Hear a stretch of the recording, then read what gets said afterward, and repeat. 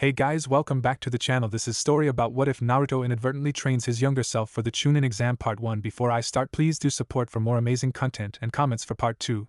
Do consider to subscribe my channel and share my video to your friends and check out the description as well. Let's start the video. Namake's Naruto, currently sleeping in one of Konoha's prominently large trees, snored loudly in a fit of his latest dreams, swatting at the air sleepily in the haze of his mindscape. Above him, the sky was lit in the beginnings of dawn, the sun peeling over the mountain, kissing the tops before stretching into the navy blue sky. Some 58 feet below the sleeping blonde, Haruno Sakura lips pursed into a thin line as she pondered her strange teammate, and his equally strange whereabouts, or perhaps, not so strange, considering his occupation. Naruto had been acting strange for months now. Ever since he returned from whatever Jiraiya had him doing for such an extended period of time. He scantly visited his apartment, and had immersed himself for indefinite amounts of time in near-suicide missions. Tsunade nor Sakura could stop the blonde, Tsunade because the council was delighted at this new predicament, and Sakura because Naruto near refused to see her at any given point of the day. On the meager hours he spent back in his homeland, he usually trained, slept, or ate ramen. And when Sakura tried to con him into accepting a date, he only politely declined. What else could the medic Nin do? Obviously Naruto didn't want to be found. And if it was one thing that Naruto was good at, it was blending quietly into the background. Sakura had never even noticed the loud, boisterous blonde at the academy. Keywords being loud and boisterous. Even when Naruto tried exponentially for attention, he was ignored like he wasn't even in existence. Over the years as a shinobi, Naruto only used his ease of being a nobody to his advantage. Like now. Sakura spent almost 37 hours mulling about Konoha like a bloodhound after the scent of a killer. Naruto had certainly disappeared. Honestly, for a man that loud he really could disappear. And now she found him, almost 60 feet into the sky, sleeping in a fir tree. Sighing, the pink-haired medic Nin brushed strands of hair out from her eyes, beginning a trek up the tree, ready to confront Naruto about whatever issues he had with her and the rest of the world. A depressed Naruto was just ridiculous. She was talking about the annoying, peppy, and most importantly all-around cheerful blonde she'd been on a team with for years. Walking up the tree, Sakura wondered if perhaps this was her being a failure teammate, not being attentive enough to a person she had believed she knew. Maybe she didn't know Naruto at all? Naruto!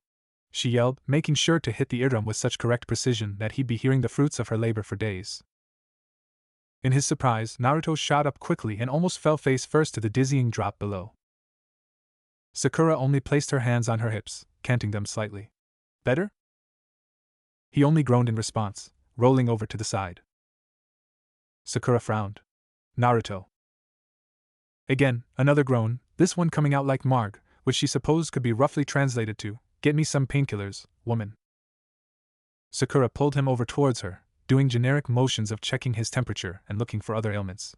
If the blonde was annoyed by this, the only display was the furrowing of his brows. Sakura-chan, I think I'm going to throw up. No fever, no sickness. A definite lack of proper motor skills. She pried his eyes open and he yelped. Aversion to light. Do you have a hangover? She asked forlornly, already knowing the answer. As he shifted away from her, Sakura didn't know whether to be appalled or to laugh. Naruto, who never came into the hospital not to avoid her but because he simply didn't need to, Naruto, who could walk through Konoha in flu season while everyone around him dropped like flies, suffered from a hangover. The common illness that everyone faces.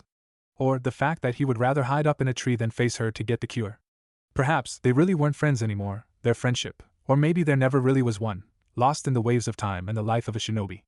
With her working incredible hours on her shifts at the hospital and Naruto trying desperately to kill himself overworking missions. Once she used her chakra to heal his hangover, she lashed out in another bout of yelling. Where have you been, Naruto? I haven't seen you in months. And whenever I ask you to do something you just say you're busy and completely ignore me. I've tried giving you space, for almost a full year now. Whatever your problem with me is, I suggest that you fix it. Now. Naruto sighed, pulling himself up to rest his weight on his elbows. I don't have a problem with you, Sakura-chan. He smiled sincerely. Sakura wanted to pull her hair out. Then what is the problem? It's me. Naruto confessed. And the entire conversation made Sakura feel like he was breaking up with her or something. It's not you, it's me. He'd go on to say, and I want full custody of our child, and most of the house. You can keep the spare bathroom if you like, the one with the faucet that leaks all the time. Definitely a breakup. Naruto, she sputtered. Are you breaking up with me? Are you breaking up our friendship? What? Naruto sat up, quickly, trying to forget the sheer vertigo which had yet to be cured, and the fact his stomach was leading a revolt against him. No! I don't mean it like that. Then what do you mean? Sakura asked suspiciously, eyeing him carefully. I just mean that Naruto struggled for words. That I need space. What happened with Jiraiya? It really woke me up. You know I can't tell you, but I'm not ready to face it. I'm not ready for this to end. Thoroughly confused, Sakura only nodded her head. I just need some closure. Naruto sighed, dropping back onto the sturdy bark of the tree's limbs in a boneless heap of limbs and lemon peel hair. Mimicking his sigh, Sakura swung her legs so that she sat on the branch with him. Why don't we get you home, huh? I guess the blonde rolled over until he was crouched, and grinned. Race you to the bottom? Sakura smirked. You're on.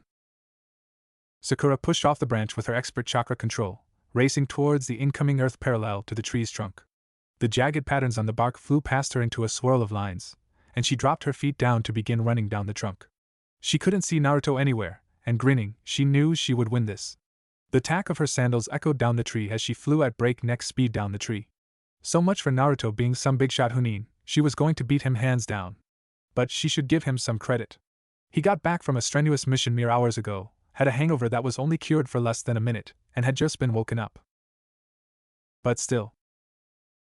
Suddenly, Sakura saw his form spiraling down like a rock, gravity pulling him faster than she could run.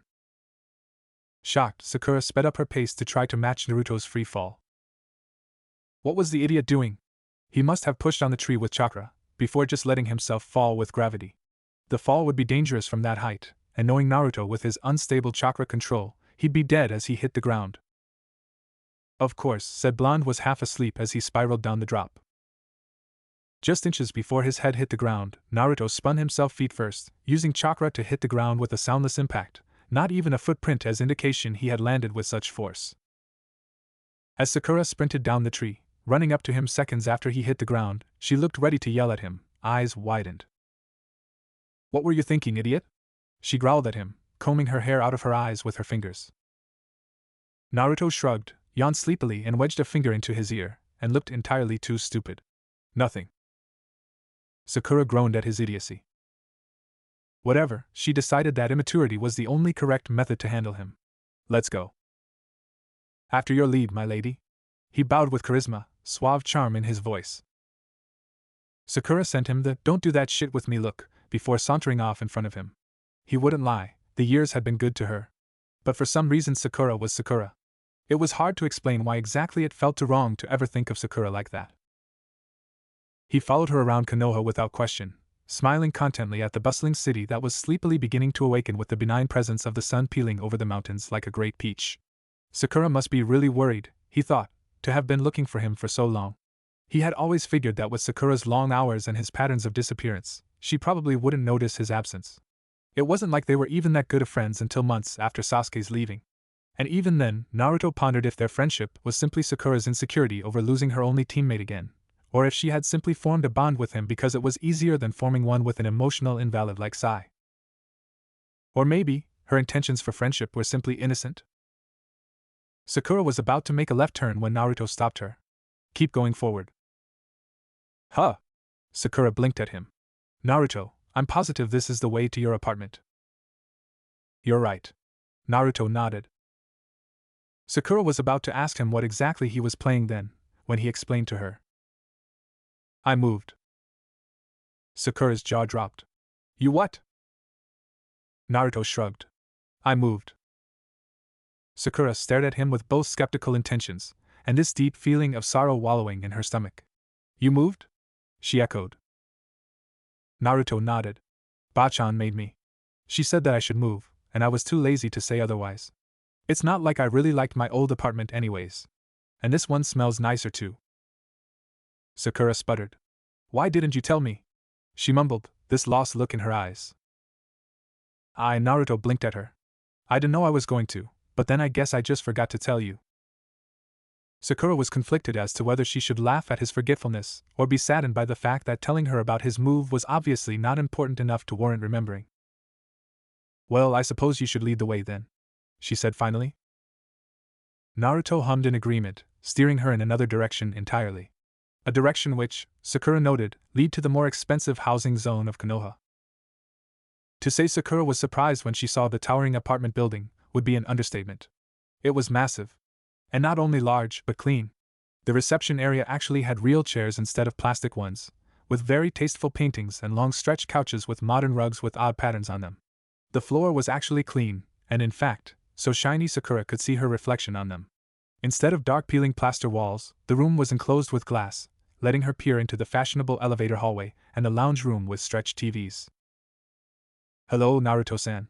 The receptionist chirped from behind the desk. Good lord, that lady must have like watermelons, and did she even remember his name? Naruto only nodded, steering Sakura into the elevator shaft. Naruto, she began slowly. Where on earth did you get the money for this? Naruto shrugged. I get by. Sakura blamed it mostly on the fact that he did a lot of missions, and only ate extremely dirt-cheap ramen. I can't believe you didn't tell me, Sakura said awkwardly, as the elevator doors closed around them and Naruto pressed the button for floor 11. The number glared back at her accusingly, mocking her, as if its stainless steel qualities were the exact embodiment of her useless ability as a friend. I would have been gushing about this place for months if I lived here. Naruto only smiled. I guess. But I dunno, I don't really like it here. What? Sakura gaped. Why not? It's beautiful, it's so modern and new. People would kill to live here. That's the thing though. Naruto shriveled his nose in distaste. It doesn't fit me at all. It's a civilian building, there aren't any shinobi who live here. Konoha's becoming so industrialized. You used to never see large skyscrapers like this one. It's only 20 floors. She chided him. The hospital's almost 40. But it's a hospital, Naruto emphasized. They need the space. This, he gestured around him, is just a civilian with a lot of money who built an investment to make even more money. Sakura sighed. Naruto was such a simple man. Well, if he'd rather live in a tree than live here, he certainly should be. The elevator pinged softly, and slid soundlessly to reveal a sparkling, lavish hallway with doors to apartments. They passed a strange, quirky, abstract statue that kind of resembled a duck and a fish with a wicker hat. Naruto opened his, not even seemingly enthralled by the pristine carpeting or the artwork. Naruto's apartment, contrasting to the colorful and tasteful interior of the building, was bland, scantily furnished, and Spartan. There was only so much he could do to the interior, however, as the carpet was still lavish and plush beneath her feet, and even though his ratty couch still had its place among his living room, it was offset by the long windows and steel lining. I'm gonna hit the shower, he called over his shoulder. Make yourself at home. Easy for you to say, Sakura muttered, feeling out of place in his home that she'd never seen before. She snooped around a bit, poking her head into the cupboards, noting the very blatant lack of silverware, cups, and plates, but the abundance of cup ramen noodles. For someone like Naruto, who left trash littering his floors, the apartment was strangely immaculate. Not as if Naruto actually spent time to clean his house, but more with the air of someone who just simply didn't spend time at home, and therefore, had no mess to clean. Sakura distractedly humored herself with outrageous reasons as to how exactly Naruto could get the money for this place. Maybe he was a crack dealer in his spare time, and she laughed thinking of Naruto with a cigar on his lips yelling orders out to his mob, busting out a fake Italian accent and carrying himself like the leader of the mafia. Or maybe he had inherited it from his parents. Sakura knew he had found out who they were, but hadn't pressed the matter to learn their names. He could, and Sakura laughed aloud at this one, have become a strip teaser with his Oryoku no Jutsu. It certainly sounded plausible with someone like Naruto, whose humor and ultimate lack of respect for women had no boundaries. Sakura blamed Jiraiya for this one. When Sakura opened a couple drawers, her dreams crashed into reality. There was so much money, Sakura couldn't believe what she was seeing. How could Naruto even think to make this much? How on earth could he possibly even make this much money in his lifetime? Sakura felt a rush enter her, heartbeat fluttering in her chest as she pulled out several drawers, all with the same outcome. She leaned onto the counter, pressing the faintly cool back of her hand to her heated forehead. She had to calm down. Naruto was Naruto. There was no way he was involved in some sort of illegal business. But it was the only outcome that she could possibly think of for him to be carrying around so much money so languidly. Honestly, had the blonde heard of saving bonds? She shivered at her thoughts. What was Naruto doing? Maybe he was involved with a shady character that reminded her sorely of Gato from their mission to Wave. Maybe her illegal drug-dealing Naruto fantasies weren't that far off from the truth. Sakura what? Said Blonde toweled off his limp lemon-colored hair with one hand, the other on shifting the loose t-shirt around his broad torso. What is this, Naruto? She stepped closer. If you're doing something illegal, you can tell me. We're friends. I understand. Whoa, slow down, Sakura-chan. Naruto chuckled, rubbing his sunshine hair. I'm not a mob boss or anything. But Naruto, she said quietly, there's just too much. I don't even think the Sandaime made that much money in his lifetime. Naruto wanted to point out the Hokage's salary was shit, and it was unreasonably to compare him to a guy who was known to have refused pay for 3 years straight, but he refrained. Okay, Sakura, Naruto caved, and pulled out a chair. Sit down, this is going to be a long story. Gulping, Sakura sat rigidly onto one of his bar stools. She looked so frightened of what she was going to hear that Naruto wanted to laugh aloud. It's nothing bad. Naruto smiled lightly. Just unbelievable. Well, let's hear you out then. Sakura cautiously sunk into the chair. Naruto watched the skyline from his floor-to-ceiling window, smiling somberly as he did so. As you probably know, Jiraiya has taught me everything he knew about seals. From meager things like turning leaves to grass or big things like the Shiki Fuin. Naruto made a vague gesture to his stomach. Sakura nodded slowly. Right. I knew that. Well, of course he'd teach me some outrageous stuff. Theoretical stuff mostly. Like turning copper into gold, which a seal master can do, by the way, or big things. Like time traveling. Those are possible? Sakura blinked. Course. Naruto smiled. Sealing is a very broad topic, Sakura-chan. And much of it is very undiscovered. At any rate, Naruto began again. Jiraiya and I had discovered a way to use a wormhole to jump through small relapses in time. By doing so, I could essentially jump through time and land in the past or future, depending on how the seal was set up. Naruto. Sakura began bluntly. You don't expect me to believe that. Sakura. Naruto mimicked her. If you never knew about Kyuubi, would you believe that a demon king could be sealed into a baby? Successfully cowed, Sakura said nothing. What does this have to do with the money? I was getting to that. Naruto harumphed. Anyways, so obviously there must be a reason why only I can travel through time. It's because I'm a Jinchuriki. And not just any demon jailer, but the one of the Kyuubi no Kitsune. Since Kyuubi has infinite chakra, by tapping into his reserves I can create the wormhole needed to jump through time. Sakura's eyes widened in understanding. So, countries must be hiring you out. To travel back in time, yes? Naruto's gaze hardened. But it's a very dangerous topic, Sakura. Changing the past is a powerful way to rid enemies. Think about what countries would do if they learned of Konoha's new weapon. Essentially, I could wipe out people like Akatsuki before they even reach their first birthday. Naruto, that's amazing. Sakura jumped up.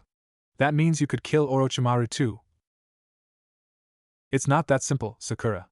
Naruto sighed. I'd successfully be destroying time and space as we know it. I'm no expert, I still don't know the mechanics of what my presence even does to change the world. Just by being there, and making small changes, I can influence what happens now. Even unknowingly. Therefore, I simply can't change anything. Oh. She drooped. I see. They lapsed into a poignant silence, as Sakura soaked in the information, the reason why Naruto always disappeared. It made more sense now, and while she was partially inclined to believe in this romanticized version of the world, she held her suspicions. So, since you're the only one who can do this, she began slowly. I guess your clients pay you a lot of money then? Naruto nodded, grinning. Yeah, but most of the time, I do work for Tsunade. The only person who had ever paid me was a daimyo from Kumo. And even then it was just to assassinate his to-be wife's former husband. Sakura stared at the drawers. Just one mission for all of that. Cool, huh? Naruto grinned. And when I die, it's all probably going to you. Sakura blushed. Naruto, don't talk like that. Naruto-san. An ANBU appeared at the open window, effectively interrupting Sakura and Naruto's private conversation. If the ANBU had any input on the predicament he caught them in, he said nothing. A summon from Tsunade-sama. The man unhooked a scroll from his belt and tossed it, before leaning out the long window and disappearing. Naruto groaned, turning to Sakura. I'll see you later then. She nodded. Ramen? Naruto looked uncomfortable, and for a moment, Sakura wondered if they just backtracked. If I can. Sakura only smiled helplessly, a placated, but still hopeless look on her face. Naruto certainly had adventures, that was for certain, experiences she could probably hardly believe. But he had returned right? It was over right? What's up, Bachan? Shut up, brat. The old woman scribbled madly with her pen, onto a sheet of paper. Naruto peered curiously. My mission? Sort of. Tsunade rubbed her temples. Naruto, we have a problem. Standing rigid, the blonde listened intently. We've received a very dire report from Suna. Tsunade began, pacing around the small spot of her office near the window. Apparently, even with the demon gone from Gaara, his seal is still bothering him. We've received a report of the Kazekage falling gravely ill. The medics believe it to be a severe infection from a viral disease. In actuality, the seal is burning through his mindscape, his body coping with its deadly properties by acting like it's a disease. Eventually his body will reject the malfunctioned seal, causing a lapse from body to brain, eventually severing the connection entirely and resulting in coma, and then death. What? Naruto slammed his hands onto the table. Why didn't anyone inform me of this? As a certified sealer, I have a right to know. Tsunade waved him off. We didn't inform you because there is nothing you can do about it. What? The seal can't be fixed. Tsunade explained, knowing it was better to be frank with the boy. Naruto was very attached to Gaara, the only other Jinchuriki that Naruto had ever known, and as such, one of his best friends. As you probably know, there is a reason as to why demons are sealed into newborn children. The child's chakra pathways are still growing and malleable, and the demon's chakra will be able to adapt the chakra ways, causing the baby to be able to successfully house the demon. The older the child becomes, the less chances of survival the child has. So essentially Naruto trailed off, gripping his hands tighter. You're saying that I can't do anything anymore. Gaara's much too old, no, and anything I do to the seal will destroy his chakra ways, and kill him too. No. Naruto looked up. Now you can do something, the Hokage said seriously. That's why I called you in here. Obviously it's a moot point to help Gaara now. But in the past. Naruto's eyes widened in realization. You're saying I should travel to the day of Gaara's sealing and fix the seal myself? Not necessarily. Then what? The Godame laid out a timeline on the desk. The scribbled paper actually turned out to be useful after all, that had certain days and events charted. The first was Naruto's sealing, then Gaara's. After were key events, but most had meant little or no value to him. Here, Tsunade pointed. This is the event in which you and Gaara have your first fight, during the Sound Invasion. I remember, he crossed his arms. What about it? This is where Gaara's seal cracked. Tsunade pulled out a diagram of the Kazekage seal, both before and after this particular event. Obviously Gaara's seal doesn't hold a candle to the Yandame's work, but it still worked properly before. She showed him the second picture, this one with a brutal crack through the seal. After Sasuke successfully landed a hit on Gaara, his mindscape cracked, and with it a good chunk in the seal. If that's true, Naruto peered at the designs. Then why hadn't anyone noticed it before? Certainly someone would have figured out when there was a gaping hole in his seal. Idiot! Tsunade slapped him upside the head. It was the Sound Invasion. Suna probably was too busy wiping its ass after we backhanded them and suffering without a Kage to notice that its Jinchuriki had a problem with its seal. According to my reports, Gaara wasn't very well liked back then. Do you think anyone would notice, let alone care? Naruto snapped his mouth shut, subdued. You can at least aim for an area when you time travel, right? Tsunade questioned him. It's not like you blindly free fall. And then she thought back on her teammate, and his considerate planning and caution he'd retained for all his life. Or lack thereof, is it? Well, Naruto scratched his head. The workings are hard to explain, but the gist is that I can aim for certain windows in time. The worst I've been off by is a couple months give or take. Once I'm there I use Jiraiya's tracking seal as an anchor in time, that way, I always jump to that very same moment. Of course, I have an anchor in this time too, that way I always get back. Good. Tsunade slammed another round of paperwork onto her desk with a sigh. You leave tomorrow. What? Naruto sputtered. But I just... Normally I'd let you have a month to get recuperated. But honestly, we're running out of time. Gaara has maybe a year, before his brain gives out and we lose him. Time is of the essence, understand? Naruto nodded. I understand. Now out of my office. I have work to do. Triple X. Say what? Uzumaki Naruto roared at his sensei. Said sensei flipped a page in his outrageously pornographic orange book. Well, he said conversationally, it was your fault that the mission took so long. If you hadn't spilt all the paint onto the floor, we would have been done by noon. Yeah, Naruto, grumbled Harino Sakura, fisting one hand at his face while the other tenderly combed her once styled hair turned abomination. Sasuke, the last member of the three-man Genin team, only quickened his pace to his home, the entirety of his shirt splotched with purple paint. Naruto, in his defense, rubbed the back of his head sheepishly. Accidents. Accidents. He smiled. An accident won't fix my hair, dumbass.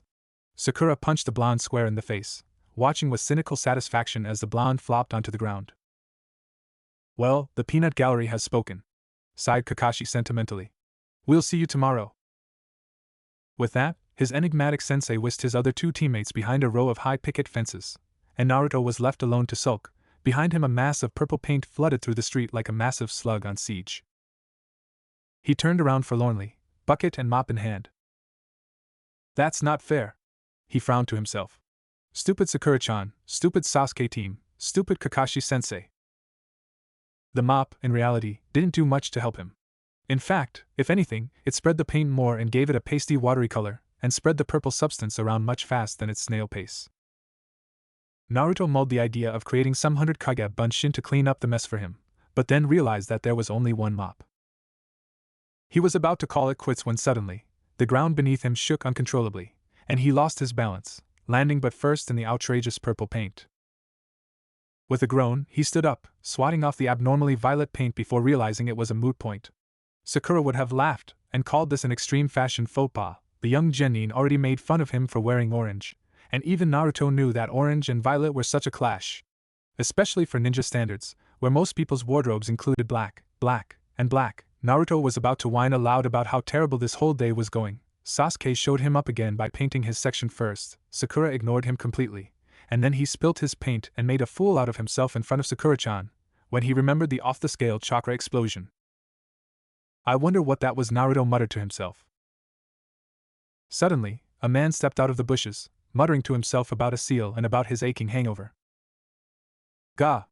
Naruto whipped out a kunai. Enemy ninja! The man, a decently tall man of about 6'1" with a mop of sunshine yellow hair and blue eyes, dressed in the generic drab ninja clothing that consisted of black, black, and black, once noticing his presence, had a strange look in his eye. Yo, enemy shinobi! Naruto roared at him. Brandish your weapons! I won't let Konoha go down without a fight.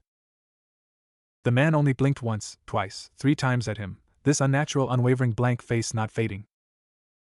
Did you hear me, enemy? Whatever strange feeling the man had, he shook off. Idiot, look at my Hitaiate. Naruto blinked, pulling out of his outlandish and particularly uneven taijutsu stance, and dropped his hands to his sides. Oh oops. Stupid boy. The elder shinobi grumbled, looking rather frazzled and rushed as he stalked past him with hasty steps. Hey! Naruto shouted behind him, anger flaring as he was reminded of all the times shinobi had brushed him off as useless in the past. I'm not stupid, you asshole! His face flushed, and god damn it, he would not get emotional about this. I'm Konoha's #1 most amazing ninja. The man stopped short. Naruto ran up to him, ready to challenge him to a one-on-one fight, mainly because he hadn't thought of the odds of him winning yet, only of the fact that if he did win he could rub it in Sasuke's face and make Sakura-chan swoon all over him, when he noticed the glint in the man's eyes. Naruto remembered seeing it in Sandame's eyes as he gazed upon Konoha, this sad mixture of reminiscence and somber essence. Subdued, the boy stepped back. Whenever he asked the old man what he thought about when he got that look, Sarutobi replied that he was thinking of his past mistakes. #1 most amazing ninja, huh? The man grinned softly, but wasn't looking at him, fixated on Hokage Mountain as if he was recalling something from a long time ago. His bad mood was lost in translation. Really? Yeah. Naruto grinned. Watch this. And suddenly, Oryoku no Jutsu. Very anticlimactically, the man had no reaction. Stumped, Naruto frowned. Hey, you didn't roll on the floor with a nosebleed. Let's just say I have some experience with that technique. The elder man smiled. Anyways, why don't I teach you something cool, huh? Cool? Naruto sniffed skeptically. Who are you, anyways? I'm the man with lemon-colored hair stopped short. Furu. Call me Furu. I'm an elite jounin and sealing master. And for a while, I was even an BU. No way. The 12-year-old boy yelped, before proceeding to degrade into a sparkling heap as his susceptible young mind imagined an ultra-cool muscled guy with cute chicks hanging off of him, and a kick-ass sword and some really, really awesome tattoos. That's so amazing. Yeah. Furu smiled back at him, unaware of the young boy's fantasies of grandeur. Anyways, I gotta go report to the Hokage. Meet me at training ground 28 at 7 sharp. 7? In the morning? Naruto groaned, clearly ecstatic. That's too early. As he watched the jounin leap into the air gracefully, he frowned. Furu? Doesn't that mean old fox? What kind of name is that? Sarutobi sat upon his newly acquainted Hokage chair. He had bought a new one, this one with a reclining back and a footrest, and reread the scroll in front of him with patient eyes that could only be made from tedious amounts of paperwork. Said paperwork was now littering his desk, and stacked near the corners. Alas, why had he signed up for this job again? The signature at the bottom of the paper was most definitely his young wayward student's. Tsunade had the signature of a drunken man who had stumbled out of a bar with a morally loose woman who had the words small town girl tattooed on her, pretending to be a rock star, signing the walls and people's shirts as he went in his inebriated stupor. Hiruzen would never be able to find another one like it, nor would he be able to find someone who could replicate it. Jiraiya had tried countless times, but to no avail. Seeing it now, tapered at the bottom of the most unbelievable idiocy/load of bullshit he had ever read only made him doubt this more. Well, I'll admit the signature is real, he sighed. But anyone who sees Tsunade drunk could easily get her to do this. Naruto sighed. He had hoped that perhaps he could go in and out of the village, and not have to reveal himself to anyone. Obviously, the Sandaime was much more perceptive than Naruto remembered him to be. No fooling you, huh, old man? Naruto groaned. When he unveiled the genjutsu hiding his whiskers, Sarutobi only stared with a skeptical eye. Not in the "is this real?" but in the "you've got to be shitting me. You think I'm stupid? Look. And then, he poked him. Naruto wasn't sure exactly how to take that. Not a genjutsu, Sandaime mused, and Naruto supposed whatever he had done was some ancient trick that disperses disguises that only ultra-cool Hokage like the Sandaime know. Believe me yet? He scratched his head. He had gone through a lot of missions like this recently, and his patience and tolerance seemed to build up with each idiot who asked him the same questions. Sometimes, he just wished he could bring them to the future with him, and then they could ask him those stupid questions. Sandaime tapped his chin. I'll send a message back to Tsunade, and then we'll see how real this is. The way he said Tsunade made Naruto feel like the old man was particularly amused with the entirety of this. But being quite used to it, Naruto only sighed and took the offered scroll, noting the Hokage seal Sarutobi had placed upon it. If anything, he would just go back and get Tsunade to write the most kick-ass letter involving many of Sandaime's most well-kept secrets. Perhaps, the fact that he has the whole collection of Ika in the supposed sacred bookcase of Hokage scrolls, and maybe persuade him then. All right. But he only nodded. See you later, old man. He waved, as he exited. Goodbye, Naruto. Sandaime smiled, as if he was indulging him. When Naruto had made his way past the winding staircases filled with secretaries bustling past him in rushed hurried tones and guards lounging around the water coolers, and into the bursting Konoha sun on the street below, did he finally release his contented face to reveal an annoyed grumble.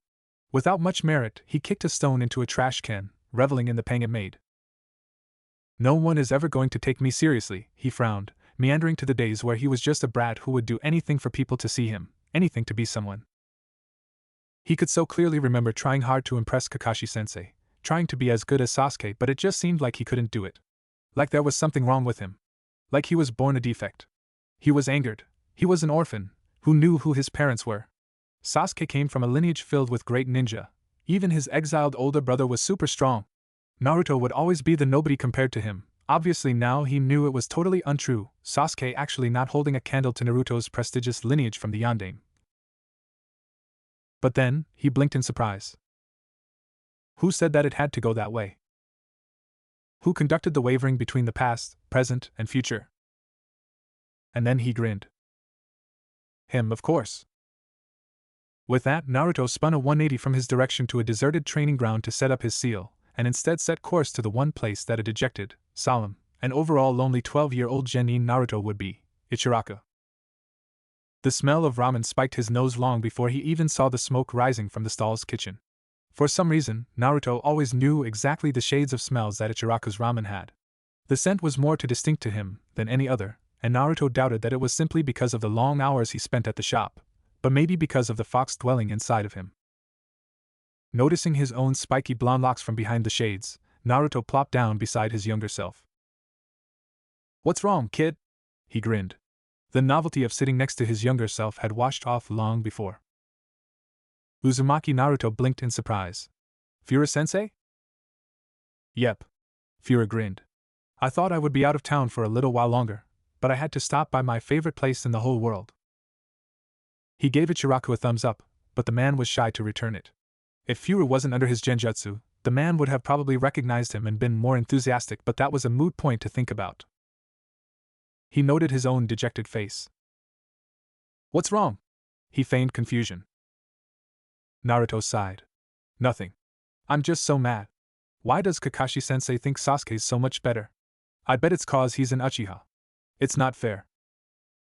Uchiha aren't as great as you think," he intoned with foreshadowing. However, Naruto didn't understand enough to notice. "So what happened?" "I tried to help Sakura-chan carry her groceries." Naruto blew a raspberry, leaning on his hands, elbows propped on the counter. "But instead I spilt them all. I tried to pick them all up, but they were cans.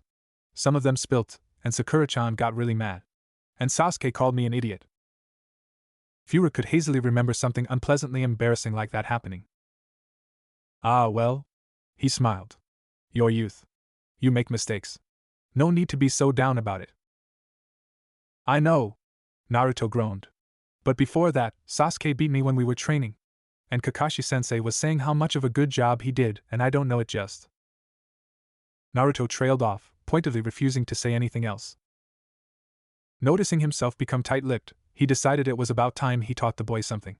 Obviously, the way he was going now would only tumble him even more to beg for attention, ultimately leading to the Chunin exams, and then Sasuke's leaving, in which he chased after the Uchiha so strongly that the hurt of the rejected friendship would leave him scarred.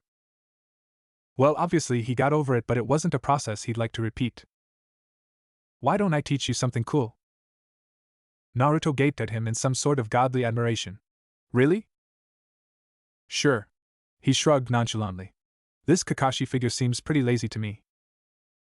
Naruto was in the midst of chopping off almost a span of 10 years from his lifetime from his hyperventilation, before Fura slammed some money onto the table and beckoned him to follow.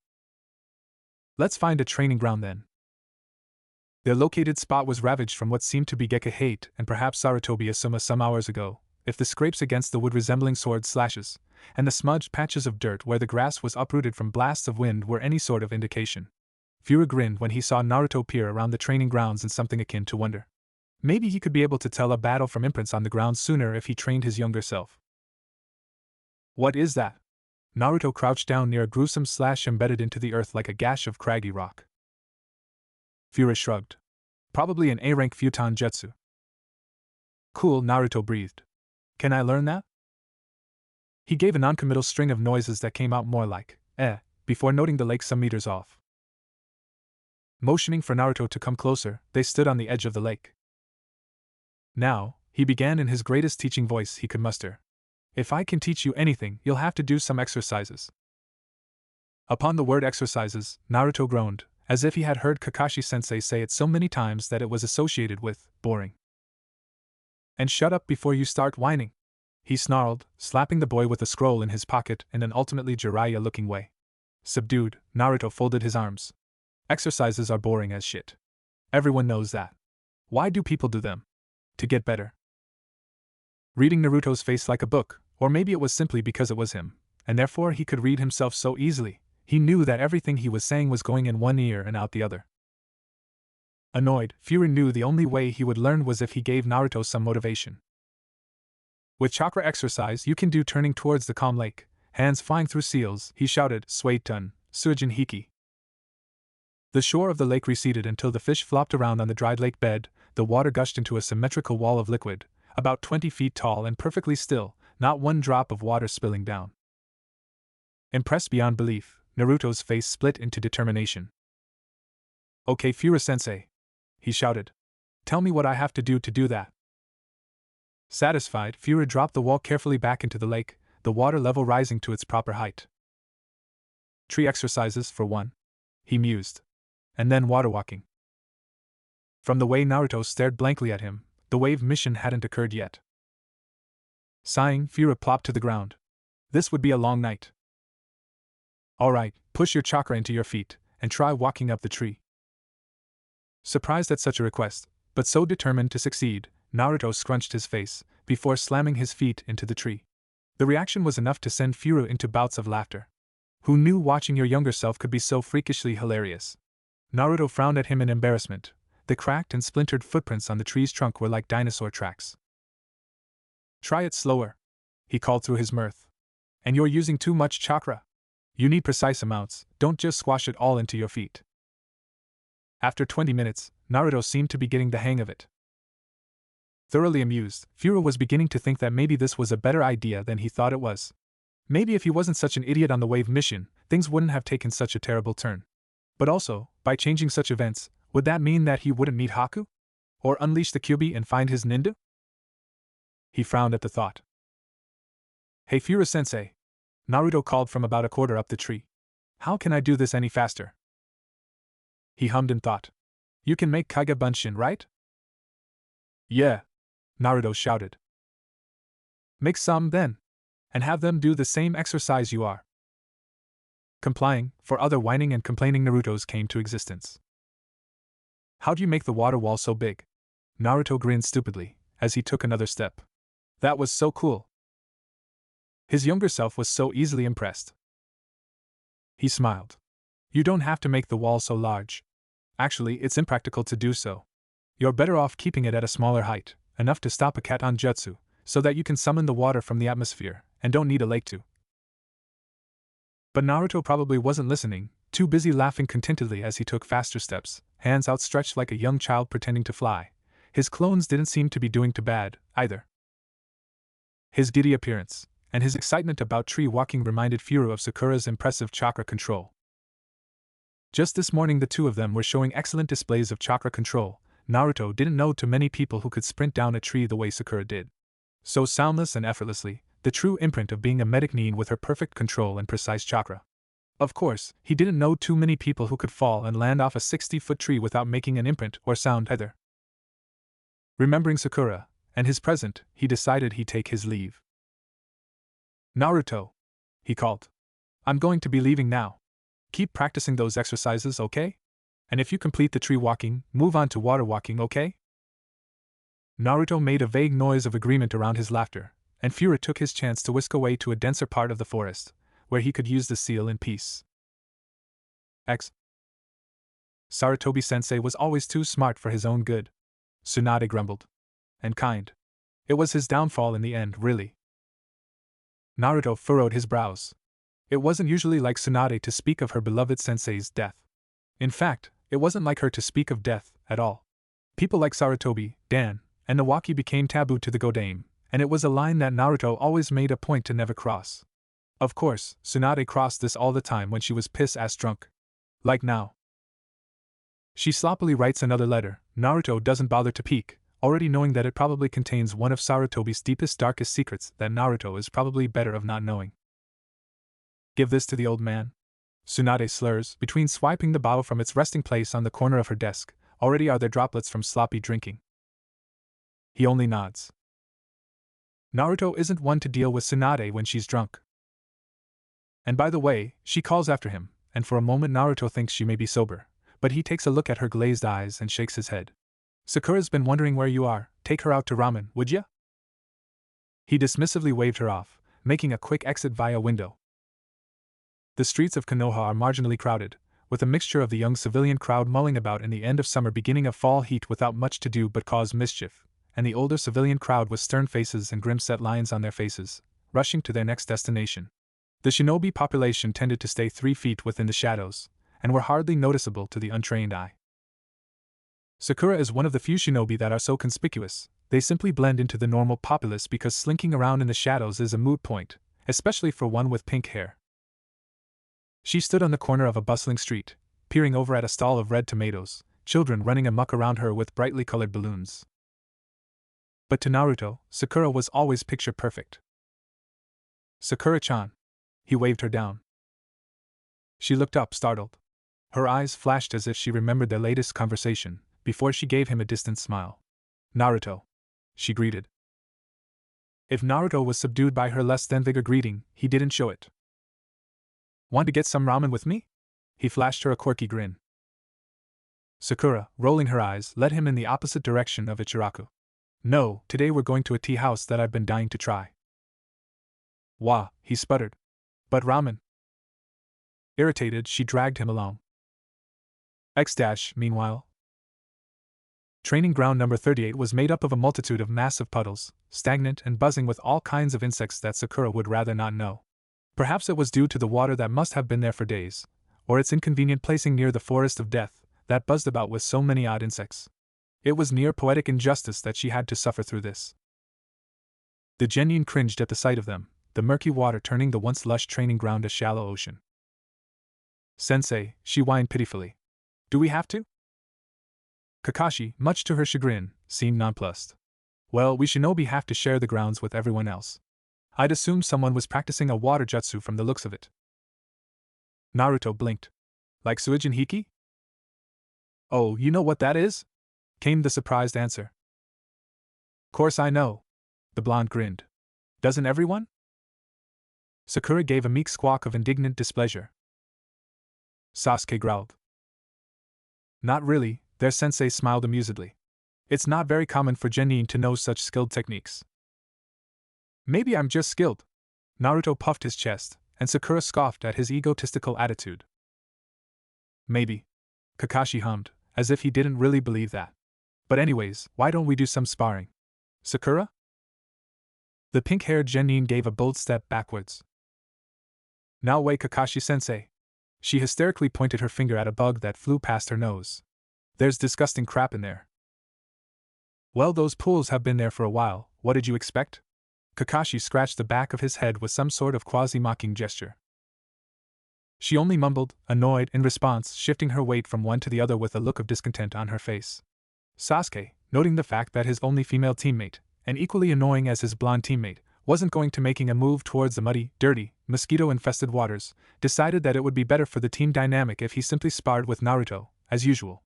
Because, as usual, Sakura wimped out. "I'll go." He stepped forward, fire crackling in his eyes. Contrary to the intense mood he had set, Naruto picked his ear. "Eh?" "Dobe," Sasuke hissed. "Let's spar." Naruto made a vague noise of interest. "Well, there's some enthusiasm." Kakashi flipped a page in his ever-present book. Sakura fidgeted beside him. Growling in something akin to frustration, Sasuke hurled Naruto into the training ground, the blonde sputtering in surprise as he turned in the air and pushed off of Sasuke, before both of them went hurtling into the sludge. Coughing, he wheezed, "What the hell was that?" Sasuke obviously wasn't going to answer him, as the Uchiha pulled kunai from his thigh pouch and struck 8 of them into Naruto's chest, clouds of smoke revealing a log skewered with them. In a near-pharaoh-like gesture, the Uchiha crouched, watching the unmoving brown water for any signs of his blonde teammate. When bubbles surfaced, his immediate reaction was to throw his weapons at them. Instead of a blonde genin yowling in pain, an explosion tag detonated inches from his face, and he jumped into the pool of mud water to escape the blast. Sasuke cringed at the brown that covered his shins and ankles. Naruto took the opportunity to slam into his teammate, reaction and taijutsu off, but he was able to successfully push Sasuke backwards. In return, the Uchiha used Naruto's momentum to carry the both of them in the same direction, before bending his back in an attempt to dunk both him and Naruto under the water. Whether this tactic would result in both of them spewing out chunks of mud and bugs, or if he'd be able to recover in time to have the winning blow was up to digression. Neither of those plans happened. While Sasuke dunked into the stagnant pool of thick, muddy water, Naruto used his newfound techniques to plant himself upright on the water's surface. The blonde smirked triumphantly as the Uchiha came up gasping for breath, wiping at his eyes to fling the mud out of them. "Very good, Naruto," Kakashi congratulated, genuinely surprised. Naruto only chuckled. When did you learn water walking? His sensei inquired. I don't recall teaching you guys this skill yet. Oh, you know, Naruto grinned, whiskers enhancing this to make an altogether foxish and sly visage. Just around. Skeptically, the silver-haired Jounin only hummed in agreement. Inwardly, he wondered which Jounin had taught Naruto the skill, and also, which Jounin would. He was keenly aware of how little the numbers of people who cared for Naruto were compared to those who didn't. At any rate, I'm very surprised. Kakashi tooted. Very good work. Naruto smiled, basking in his pride. Behind him, Sasuke irately sloshed off the mud from his arms, growling and pushing past the grinning blonde. Naruto was about to taunt the Uchiha, when he noticed his dry teammate, and the one who chickened out, cooing over his mud-slicked hair, trying to brush it back when Sasuke slapped her hands away. Naruto's pleasant smile turned into a frown when he noticed the way Sakura doted on her teammate. Why didn't she ever do that with him? The bittersweet of his battle left him with a sour taste in his mouth, as he loitered around until he made his way to Ichiraku. He kicked a can in his frustration, before plopping into a bar stool at Ichiraku sullenly. Why did Sakura only seem to care for Sasuke?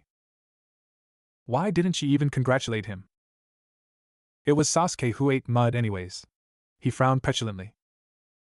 You look all sad today, Naruto, said Blonde's day brightened incredibly as he noticed the taller figure who had sat next to him. Fira-sensei. He grinned. The other blonde, well, his hair was dulled a bit. Naruto didn't know this was because of a genjutsu, to resemble murky golden waters, like more of a light brunette, smiled in response. Naruto noticed that it seemed a lot like the kind of smile that lit up in Kakashi-sensei's eyes. As if Furu was humoring him with his good nature. Absent-mindedly, beneath his initial joy at seeing the other man, he wondered what Furu was hiding behind his smile. Did something happen? The man asked, concerned. Naruto shrugged feebly in response. Nothing really, I used that cool water trick you taught me to beat Sasuke. But then, Sakura-chan didn't even care, she only cared about Sasuke team. Furu watched him with empathetic eyes, and Naruto wondered what he was thinking. Maybe Furu thought he was stupid. Naruto was a ninja, after all. Ninja were supposed to be cool and unemotional, not hung over a girl with pink hair who didn't even like them back. In reality, Furu was contemplating his final moments in his own time, and Sakura's concerned face. She clasped her cup with her small, lithe fingers. Her reflection refracted in the tea's surface, showing choppy images obscured by the movement of the water. I'm just worried is all. She sighed, verdant eyes bright and shiny like mirrors, glossed by a sheen of wetness. Naruto averted his eyes in response. You don't need to be worried. This time travel business just seems so scary. She explained wobbly. Don't you ever feel uncomfortable? Like now, the blonde thought sourly. At times, he ended up saying, I care for you, Naruto. Blades of green grass touch the blue sky. And I don't want this. Is it bad for a ninja to like girls? Huh. Fura blinked. Girls. Naruto elaborated, pink tinged his whiskers cheeks. Is it bad for a ninja to like girls? Instead of worrying about, well, ninja stuff? Furu almost laughed, but refrained, knowing how it would make his younger self feel. It's natural. Ninja are human too, you know. You're going through a time when a lot of your thoughts are centered around girls. I guess, Naruto frowned noncommittally, slurping his noodles. He must have gotten them when Fura had dozed off. And then, he brightened. But ninja stuff like water walking is cool too. Speaking of water walking. I said that I'd teach you that Suiton jutsu after you finished water walking, didn't I? Fura mused aloud, rubbing his chin in mock thought. Yeah. Naruto jumped out from his seat. I spent the whole 3 days you were gone practicing water walking so I could learn. Furu watched his younger self, humor dancing in his identical sky blue eyes. Even at 12, he could train all night and wake up with complete chakra reserves. The fox was useful after all. Well, come on, Fura beckoned, beginning to walk over to training ground 39. I know just the place. He's dangerous. Quiet voices echoed into deep murmurs against the Hokage Tower's corridors. But it's not like. Afraid it's not your decision, Tsunadeheim. The council. And then, a bang. The council can suck my. The first voice again was shock, Tsunadeheim. Well, I don't give a shit what you and your council think, either did the Sandame, or the Yandame. All you ever do is pull bullshit ideas out of your asses all day and think they're worth my time. As Sakura moved closer, the sentences stopped overlapping like choppy, unclear waves against a dark sea, and into actual literate sentences. She noted two things from the bits she heard. 1. They were inevitably talking about Naruto. The council was never so bold as to confront Tsunade on anything as much as they did her teammate, and Tsunade usually never rose to such ire. And 2. She was drunk. The woman paused outside the door, deciding that it wasn't her pace to eavesdrop, even though it was hard not to, seeing as the open door did nothing to keep the voices in, nor to interrupt. As much as she'd like to. Naruto held a dear part of her heart, not the romantic part, as much as he would have wanted many years ago, and it hurt to see that many people still hadn't gotten past their hatred for the beast inside him. An elder woman huffed, and stepped outside, a just as wrinkly man accompanying her. They sniffed as they walked past her, and Sakura, miffed beyond belief, glared daggers as they made their way down the hall. She never liked them very much, all stuffy and moronic, never seeing past their goals. Or perhaps, that was the problem. They thought too much for the greater good of Konoha and not for the individuals. And more importantly, they depended on Naruto to carry their missions, even though they despised him. Growling, she pushed herself into the Hokage's office, that was rather clean considering its usual pigsty-esque layout.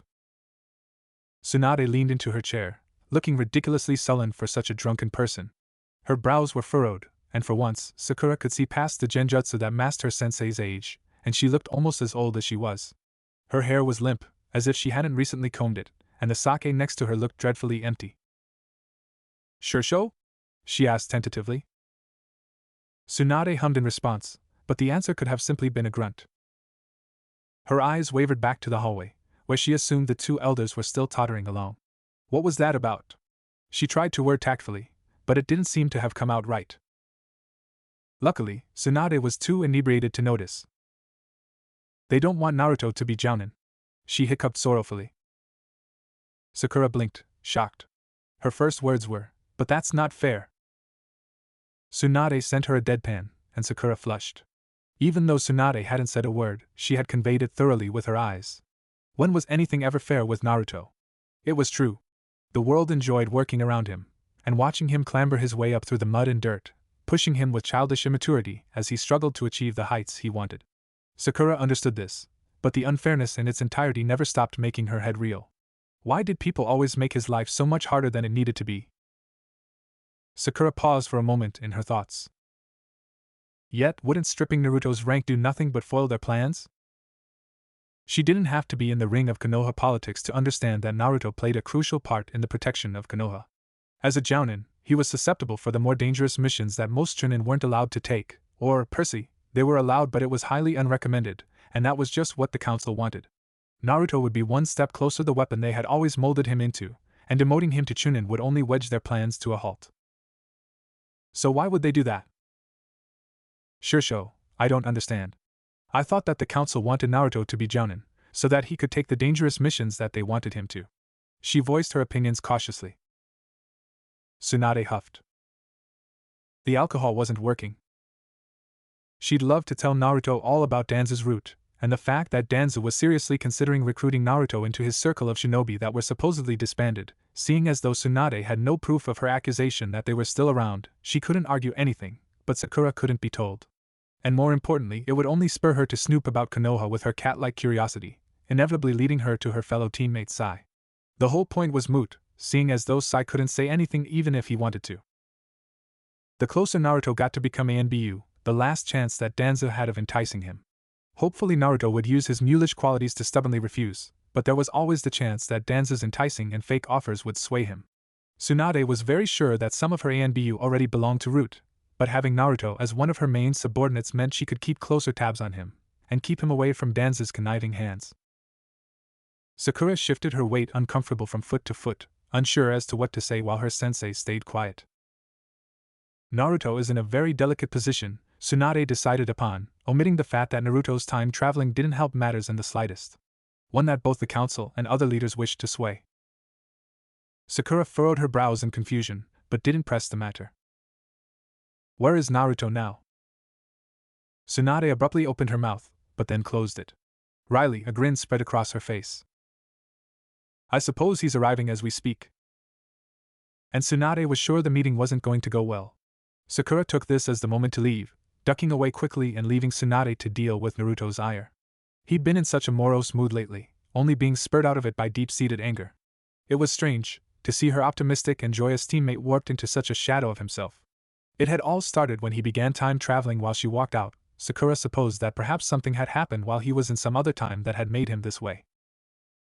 What? The blonde hissed, seeing red. Tsunade groaned aloud, and fisted a hand into her hair, running it back until her bangs pushed out of her face. I'm sorry, Naruto. There was nothing I could do. They were going to demote you entirely to Chunin, but I argued your case until they decided upon partial Chunin status. But Naruto sputtered. I mean, what does that even mean? It means that the council is pushing back your promotion on the terms that I had falsely judged your talents. In other words, favoritism. You would never do that, he shouted, but it didn't help much to release his anger. Tsunade frowned. Naruto, they don't actually think that at all. It's the only legally reasonable accusation they have at the moment to demote you.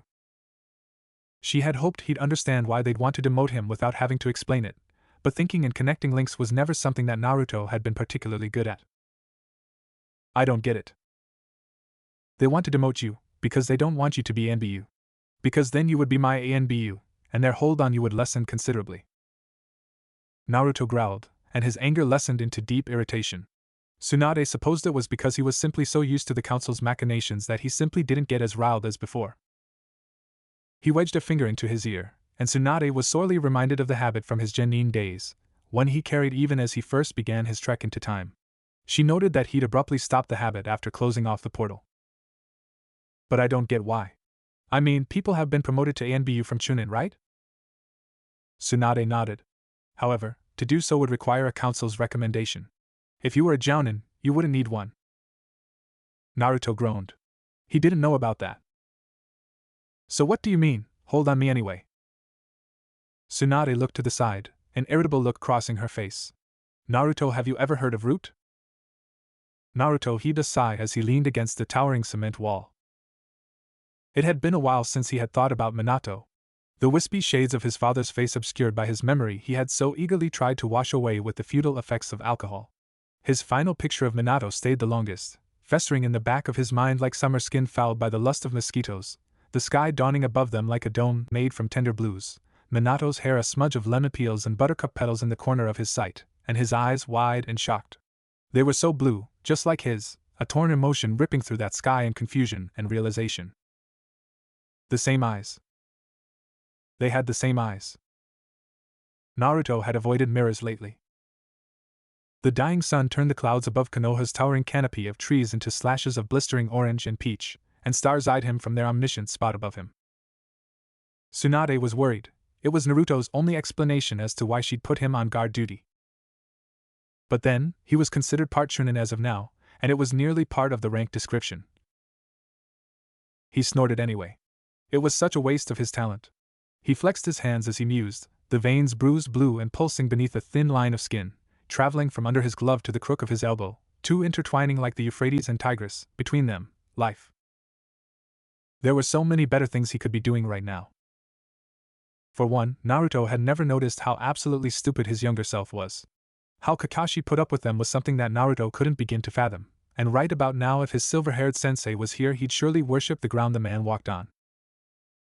Sensei had always been cool like that. The way he was so elusive seemed to brandish itself with the word shinobi entirely, and appealed to Naruto in its vague, distant sort of action. He was sure that he thought of Fura like that as well. His younger self was coming along nicely, though. While the Suiton Jutsu he had proposed for the boy was something more to keep his interests at bay and excite him a bit, not really for him to every perfect, the boy had exceeded his expectation and had created a wall, however thin and dripping it had been, of water for him the next time he appeared. The swell of pride in himself made him want to be a teacher. He quickly disseminated that thought, seeing as though he'd be one of the worst teachers by far considering his patience. Speaking of which, perhaps his younger self could use a little checkup. Naruto took a peek around.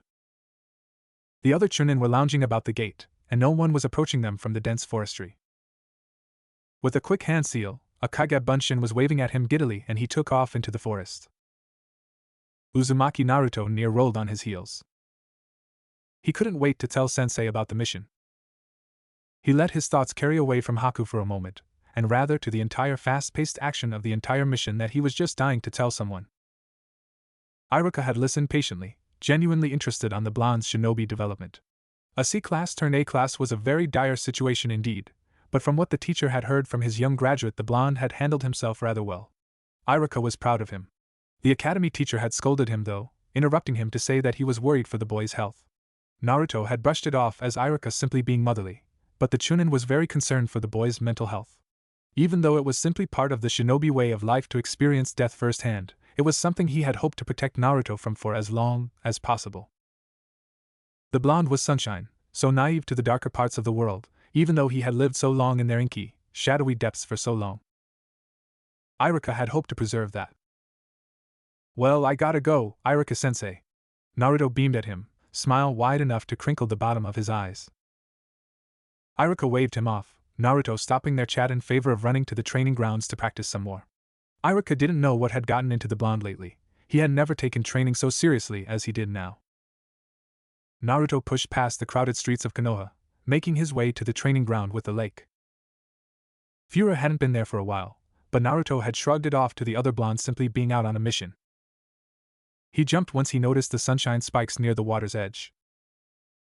Fura looked sullen today, morosely staring out into the water's choppy surface, the crisp verdant edges of the trees' leaves refracted onto the lake's rivulets in a kaleidoscope of dots and smudges, as if a child had finger-painted them and blurred them about with an eraser.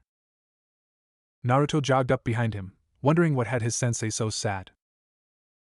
Oh, Naruto. The flaxen-haired man turned around before Naruto could even open his mouth. Fura-sensei. He grinned. Where you been? The man chuckled weakly, before rubbing the back of his head, as if a bit sheepish. Well, I had to deliver a scroll to the Hokage the other day. Naruto rolled his eyes. You're just like Kakashi-sensei. Always making up excuses? I bet you're lying. And anyway, it wouldn't take so many days to deliver a stupid scroll. Fura had to laugh at his younger self's antics. They were so humorous at times, such a comedic relief in the near-Shakespearean comedy his life had taken, which is to say, not much of a comedy at all and more of an ironic, sad little anecdote. Although, he had actually taken the scroll Tsunade had given to Naruto to hand to Sarutobi.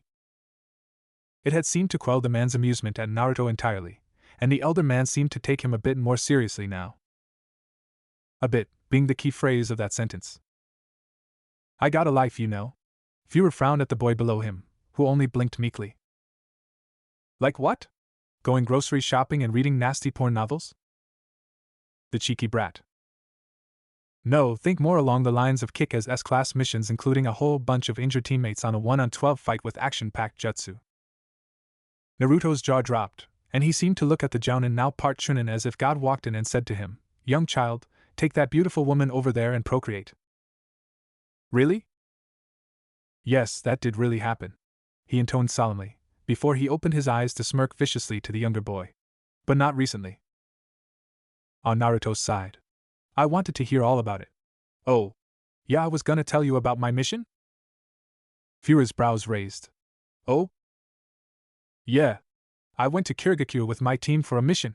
This old guy wanted us to escort him to his bridge or something dumb like that, and when I first met him I thought he was just some stupid drunk who didn't know how to tell north from east, so I thought it would be stupid. But then it got awesome. These creepy dudes came out of nowhere.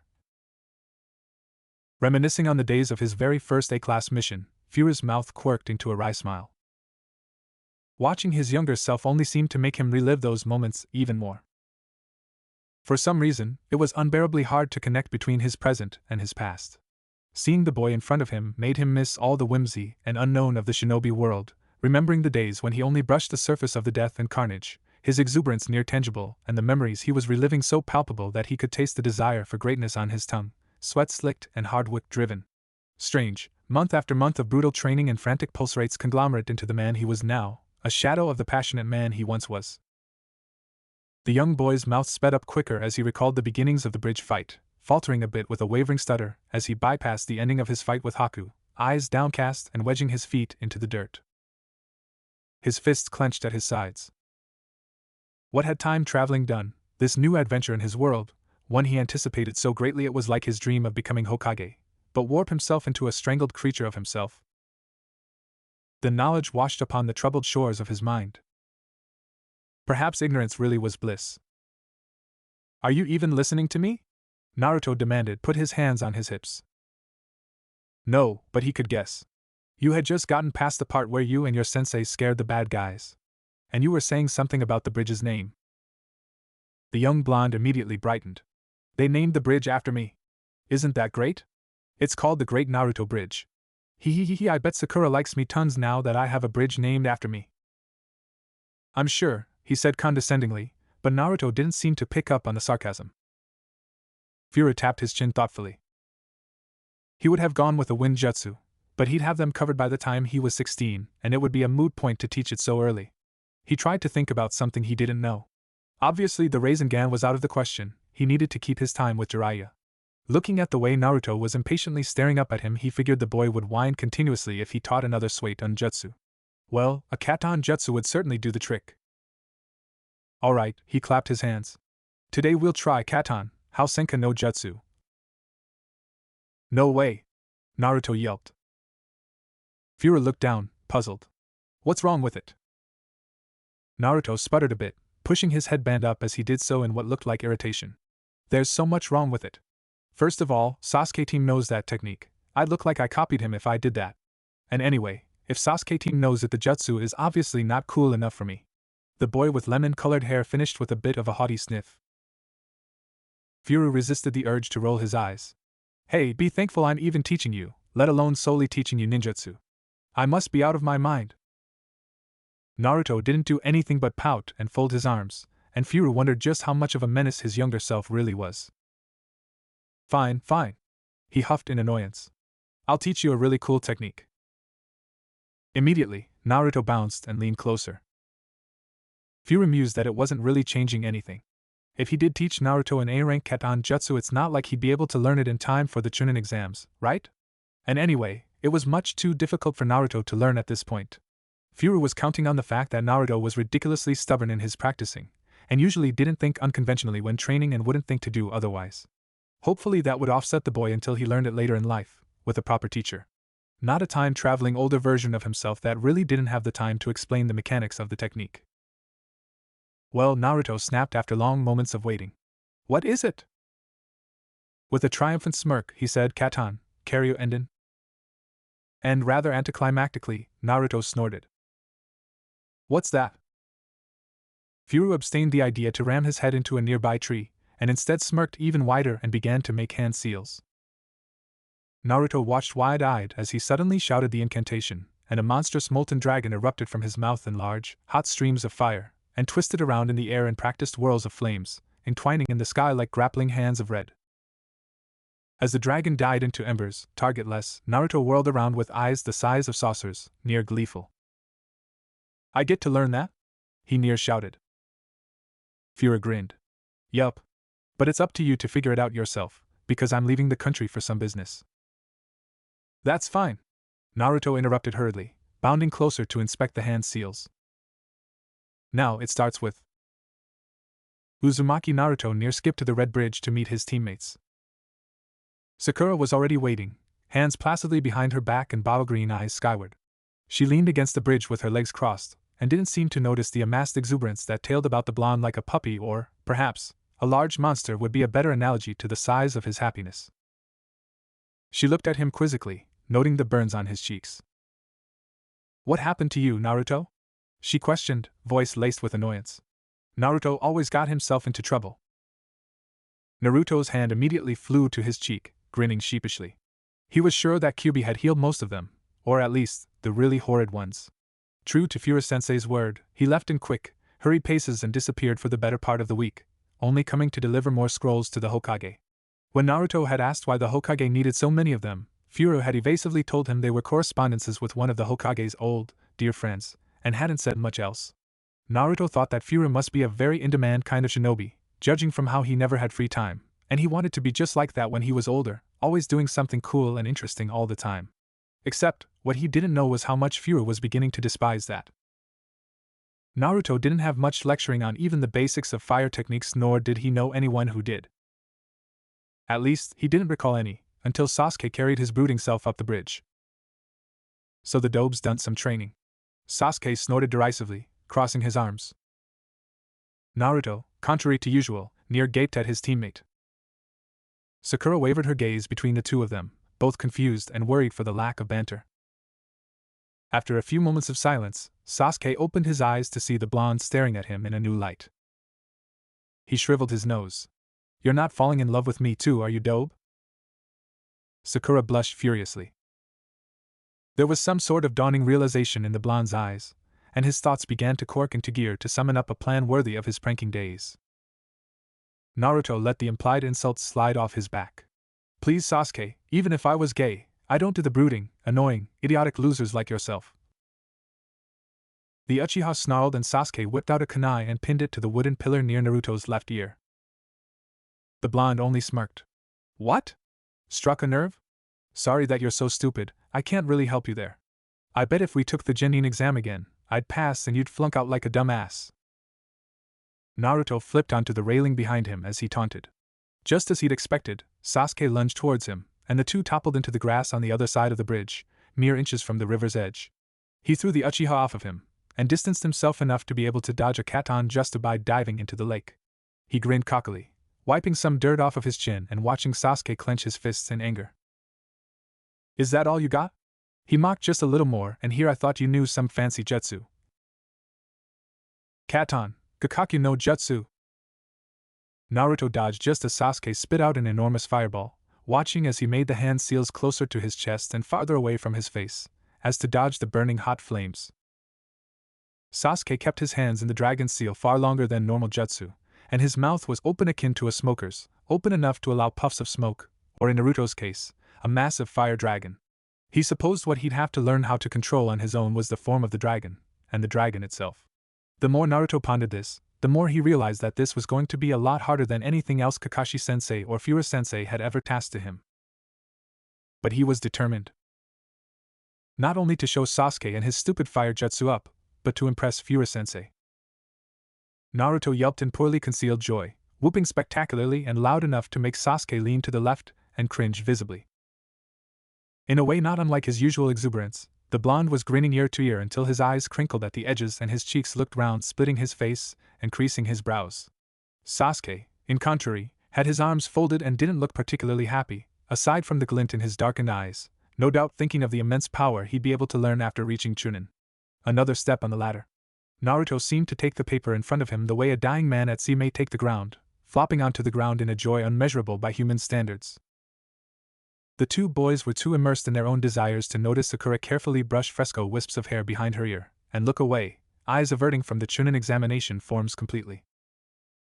Her eyes, settled somewhere between two buildings, flickered to her two teammates, who didn't seem to notice anything was amiss. I can't wait, Sakura-chan. Naruto was mock-whispering to her. I've been learning all these new jutsu.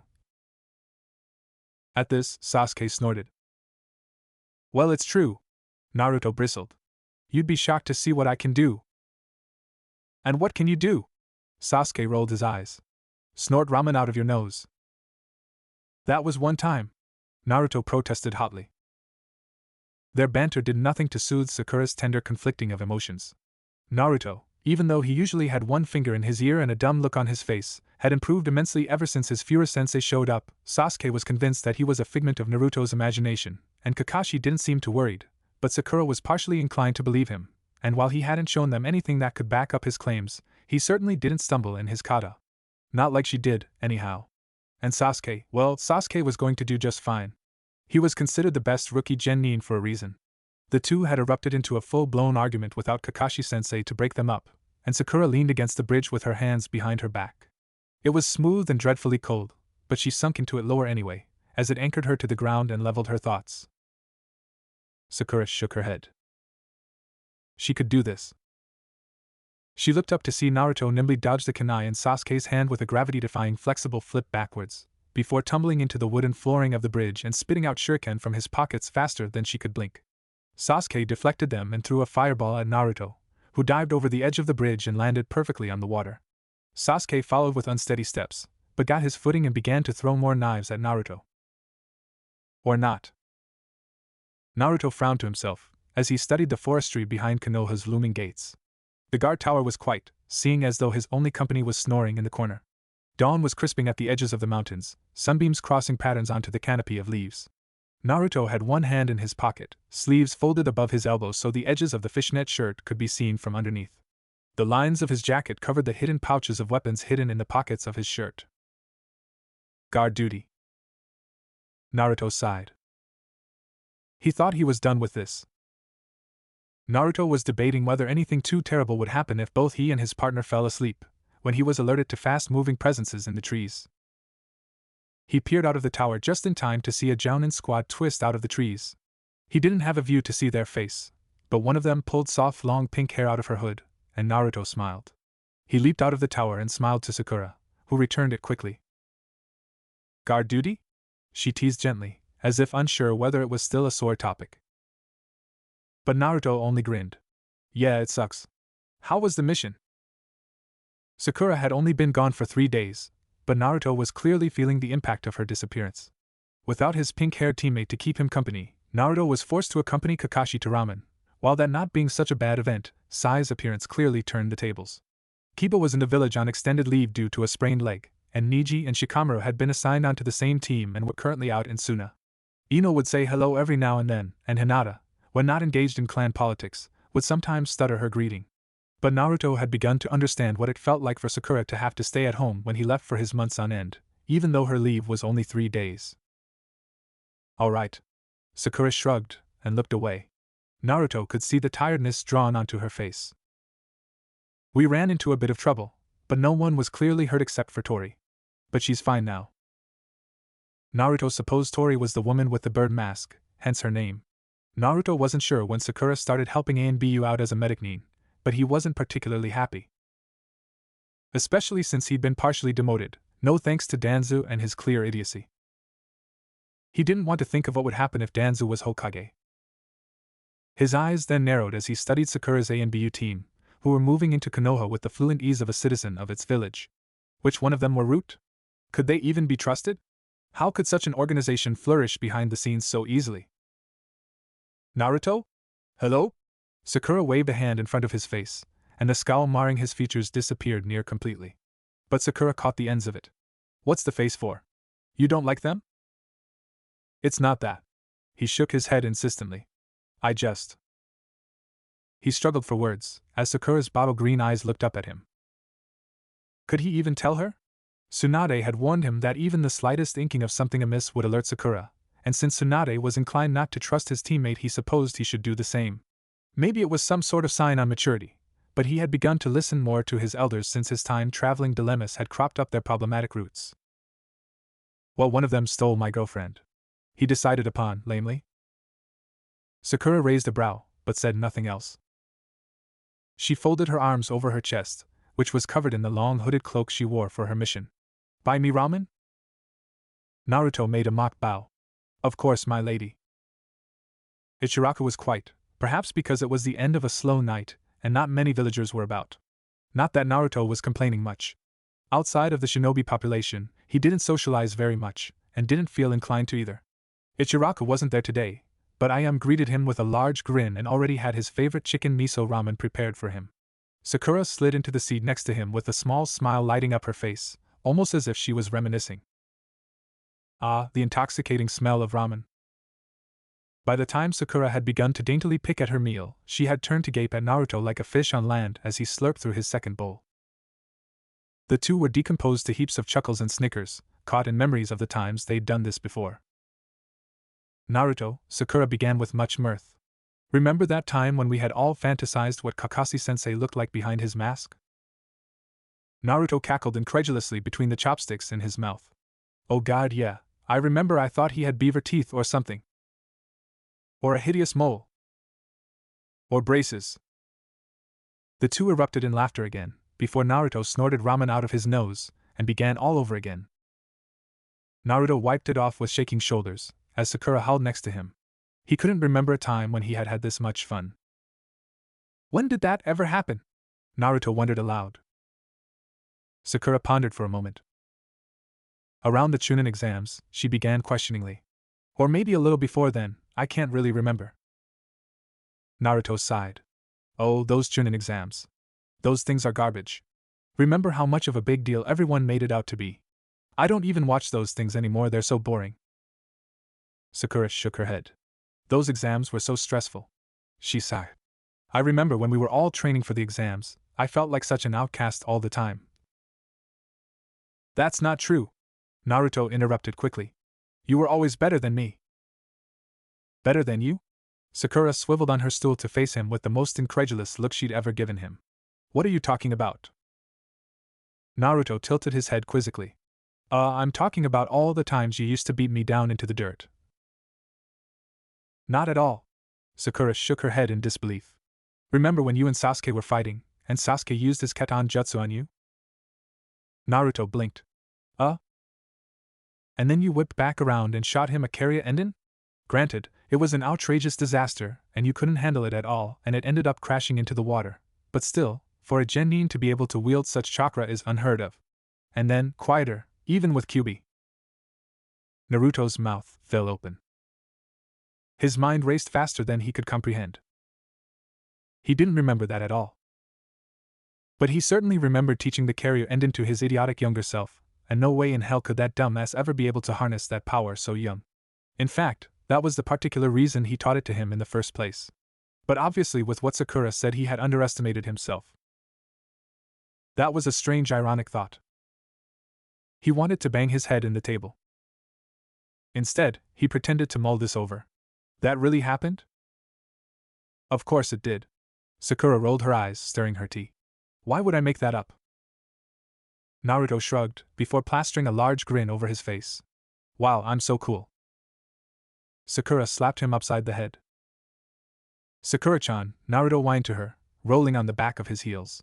His orange jumpsuit sleeves were rolled right below his elbow due to the smoldering heat, even with the cool river below them providing sharp relief from the humidity that sunk into Konoha's streets. When do you think Kakashi-sensei'll show up? Sakura sent him a half-hearted glare, folding her arms over her lackluster chest. How would I know? Naruto groaned, and flopped onto the ground theatrically. Sasuke scoffed from his position leaning on one of the bridge's bright red ochre poles. Sakura could see a smudge of obsidian black the color of shadows right beneath the russet crest of the bridge's hull that marked Sasuke, the Prussian of his shirt matching the deep shades of the sky above them. She tried not to look, and instead averted her eyes. Got something to say, bastard? Naruto growled from his spot on the ground, his furious look doing nothing while his face was upside down. Sakura sighed, and clasped her hands behind her back as she leaned into the bridge. The two were so easygoing about the whole Chunin exam thing. Weren't they a bit worried at all? Like she was? Even a little? Naruto had flipped onto his feet by then, and Sasuke had pushed off the pole with a smirk on his face. Sakura pondered more on this as they began to fight, not bothering to break up their immature need to prove their manly abilities, no doubt stemming from extra testosterone. She was more deeply concerned on the fact that she was the only member of Team 7 who seemed even remotely concerned about the looming gates of fate, more commonly known as the Chunin exams, the only known way to graduate to the next level in shinobi standard. Unless you happen to be a serious prodigy better than Sasuke and got a pass straight from the Hokage. But if you were average, or even a little below average, like Sakura, there was no chance of that. She brushed hair out of her emerald eyes as she focused on the floor. If she dropped out, what would Sasuke and Naruto do then? The exams, and the shinobi life in general, meant a lot more to them than it did to her, even she knew that. What would they do without a third teammate? Seeing as though the two couldn't stand each other's presence for more than 6 minutes until one or the other instigates a fight, and she wouldn't be there to break them up. And even worse, if she didn't participate, then Sasuke and Naruto would be at an unfair advantage, and it would be all her fault. Could she live with the guilt of knowing she held them back? But if she did participate, wouldn't she just hold them back anyway? Sakura bit the inside of her lip. And suddenly, Katon, Kakakin no Jutsu. A fireball erupted from Sasuke's mouth and hurtled towards Naruto. Sakura gasped, horrified. Sasuke! Overkill much? She watched, frightened, and heart beating against her rib, as Naruto finally jumped out of the way with a triumphant smirk on his face. What was that idiot playing at? That was lame. He called out to the panting Uchiha. You call that a fire jutsu? The Uchiha leaped back onto land, watching Naruto, who stood on the river coolly from the river bank, obviously having upper ground. Sakura would have thought he looked quite cute, one hand fingering the kunai in his pocket and the other holding a shuriken, with his hair slicked back and his suave features twisted into a smirk. But now, she couldn't fight the wrenching whirl of butterflies in her stomach that had once just fluttered around waiting for release, but had now turned into a whirlwind hand that ripped at her soul. Like you could do anything better? Sasuke was calling to the blonde, who was beginning to get riled up even more. Sakura sighed to herself, sinking down until her cheek rested on her knees. She was inwardly willing Kakashi-sensei to hurry up and teach her something to make her stop feeling so useless. Her head sunk lower until streams of her hair tickled her ankles. Hell yeah, I can! What happens if they died out there? If she stayed behind and Sasuke and Naruto ended up dying because of it? Her gut clenched again, and she felt the color drain from her face.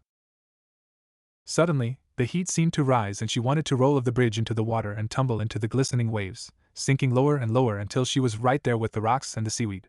Drifting down and down, a cloud of swirls above her and bubbles crawling to the surface. Her head was hot against the soft skin of her knees, and even when she pressed her hands against her forehead was she still hot. Suddenly, her toes began to warm a little.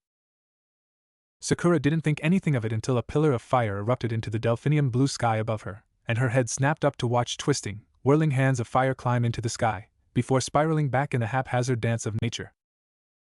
She stood up quickly, awed at the size of the dizzying creature, the heat burning her face and making her breath come out in short puffs.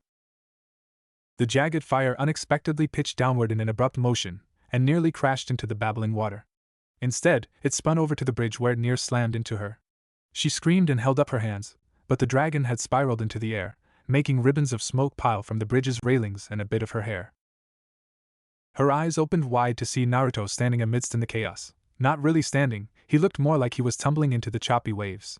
The dragon spun in crazy circles around him, and it looked as if he was having immense trouble controlling it. But Sakura was awed at the sight, his blonde hair shining with the fire and gold at the edges, the claret-red whirls curling around him into a tornado of crimson shooting into the air.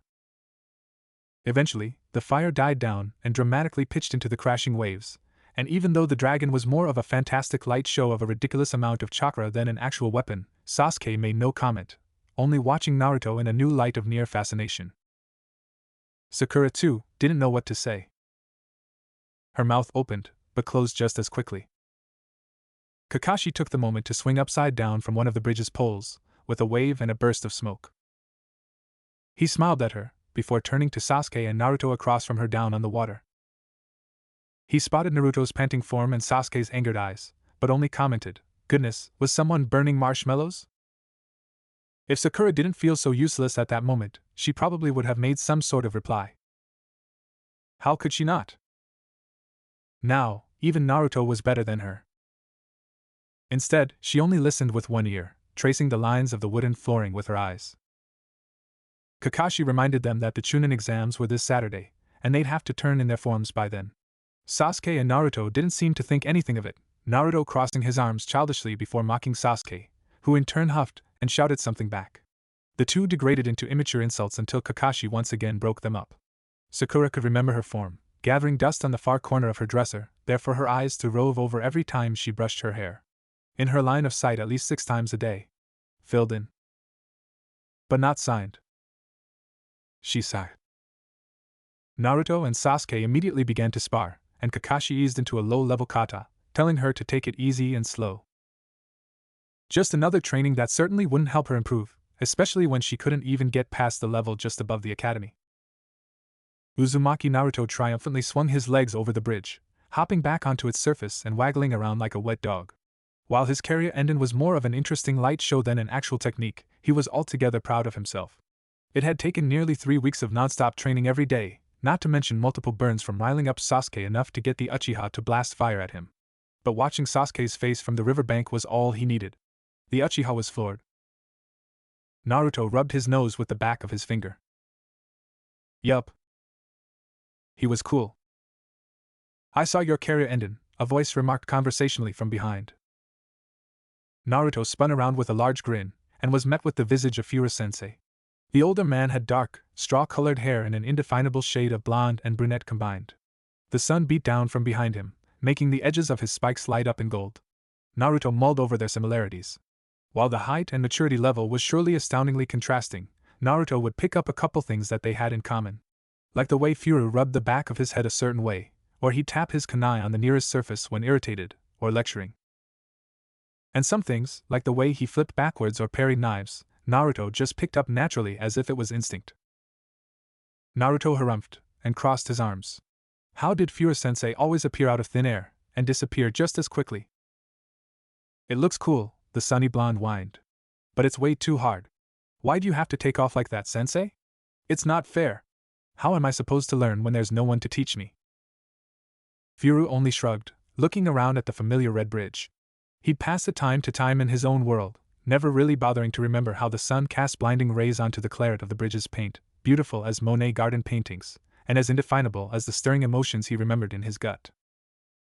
You seem to be doing fine on your own, Furu answered distantly, eyes tilted to the speckled light that hit the bridge suspenders. He could feel the water rush beneath him, shaking the wooden lines with minuscule tremors he never remembered feeling before. But it's too hard, Naruto prattled on. I've never done Katan Jutsu before, sensei. Kakashi-sensei doesn't teach me all his cool moves. The blonde then folded his arms. He keeps them all to himself, and then he just gets up and leaves at the best part. The Jinchuriki glared around the empty bridge as if to prove his point. You really shouldn't talk bad about your teachers where they can hear you, Naruto. Furu tensed, startled, and his eyes immediately focused to the top of the bridge where Kakashi's orange porn stood out amongst his drab shinobi-colored clothing. Furu said nothing, but Naruto seemed completely unaware of the tension, whining and flailing his arms about, even though neither was listening to him. So you're the elusive Furu-sensei. Kakashi mused aloud, Naruto nothing more than a buzz in the background of a storm. Furu made sure to shrug nonchalantly. So they say. You from Konoha? Furu tapped his headband, in a way not unlike he had months ago on a cold spring day on the borders of Iwa, amused by Rin's throwing knives. Kakashi, if he caught on, did not make note of it. Or at least he didn't. For a few moments. I've met someone a lot like you before, the silver-haired Jounin muttered thoughtfully, and pierced him with his only visible gray eye. Always avoiding the subject, and never giving straight answers. Kakashi tooted, tapping a finger to his chin. Furu stepped back slightly, cowed by the digesting look on his face. Who was Kakashi referring to? Surely he couldn't remember flashes of Rin's smiling visage as she tugged Kakashi along, Minato and he discussing jutsu and Obito floored by his excellent repertoire. But his instances with Kakashi were slight at best back then, and he doubted Kakashi could remember him past the dying face of his only friend. Could he? Most shinobi don't, he hedged. Naruto looked at both of them, puzzled. Well, Kakashi-sensei, seeing as though you're here for once, why don't you train me? So feisty. Even though his tone was light as he rubbed the back of his head, Kakashi never left eyes with Furu, whose spine was straightening with every passing millisecond. But I suppose you could go for some extra training. Naruto yelped in joy. I'll be taking my leave then. Furu waved with a smile, turning quickly and leaving before Naruto could notice, and Kakashi could question him more. Furu instead left his younger self to the hands of his true sensei, and wandered about the other training grounds, not too far from the Red Bridge. He encountered Guy and Lee, running in familiar circles on their hands, counting aloud with every smacking hand and looking quite odd, making strange patterns in the grass. He chuckled at the sight. The two never really stopped, and even to his time they continued their practice. Shikamaru, much like his older self, had fallen asleep atop a hill, and below him Ino was accusing Chuji of eating her food, who in turn became insulted by the notion. The team began their sparring, and Naruto was slightly impressed. He didn't recall Ino being so rehearsed in her kata. In fact, all he could remember of Ino from their genin days was her ridiculous knockout with Sakura. When he passed Team 8, he was again surprised by their teamwork. He didn't think they had improved much from what he could scarcely recall of the Chunin exams, but he hadn't thought that Team 7 would be so behind. Had they always been so divided? No. He shook his head. He had always been the glue of Team 7, although only in hindsight did he realize that. Looking back on it, his presence being removed from Team 7 would require a dividing line between Sakura and Sasuke. One was entirely devoted, the other was entirely repulsed. Without him there, in his ridiculously immature and equally ridiculous training, the team dynamic would be lost. And he had accidentally done that. Furu's jaw fell open, watching Hinata jump back to avoid a spray of shuriken with half a mind. There was only one thought in his head. How was he supposed to fix it? The heat festered just beneath the surface of a sea of clouds just in the outer reaches of the stratosphere, light and wispy and dotting the lines of the pale, wavering blue sky, just enough to clot the horizon, but certainly not enough to keep out the blistering sun. The day had only just begun, yet it was already reaching such a sweltering temperature that Sakura felt the keen need to trudge back to her house and toss out an array of salad dressing to wedge herself between the eggs and milk in her refrigerator, if only to cool off for a moment or two until her parents discovered her feet hanging out of the fridge door. It was a deep poetic injustice that Team 7 had practice on such an unhealthy day such as this. Sasuke, unfortunately, had already left the moment Kakashi-sensei had dismissed them, no doubt to train on his own. Said sensei had then followed suit and reported to the Jounin mission hall. Sakura sighed she couldn't wait until she was a Jounin too, and she could take awesome missions like Kakashi-sensei did. Luckily Kakashi hadn't worked them too hard, probably taking note of the outrageous heat that stuck to their skin to do a light taijutsu practice. Instead of heading home to shower, like she so desperately wanted to, Sakura had instead waited around to train with Naruto, in hopes to get better. Realistically, she was propped atop a wooden training post, waving her hands at her clammy face while Naruto skewered another post with an assortment of shuriken and kunai. Naruto, she began questioningly as he pulled out another pouch from his belt. When did you use Senbon? Albeit the genin was poor with the thin, metal needles, she was surprised he was making such an effort. The blonde shrugged. Fura-sensei says I should train with them. Sakura rolled her eyes, fanning her face more fervently as it blotched in carnadine. Naruto, really? You don't have to make him up anymore. Me and Sasuke-kun get it, you want to have a new sensei. I'm sure Kakashi's got the hint by now too. He's not made up, the sunny-haired boy insisted, as he threw a Senbon with more force than necessary, sending it flying into a nearby tree. Kakashi-sensei's even met him. Really? She deadpanned. Really? He stressed. Sakura left it at that, not bothering to get into an argument in such a horrid amount of heat. She had unzipped her dress with just enough spared to be decent, leaning back on the pole and trying to wave her hands faster.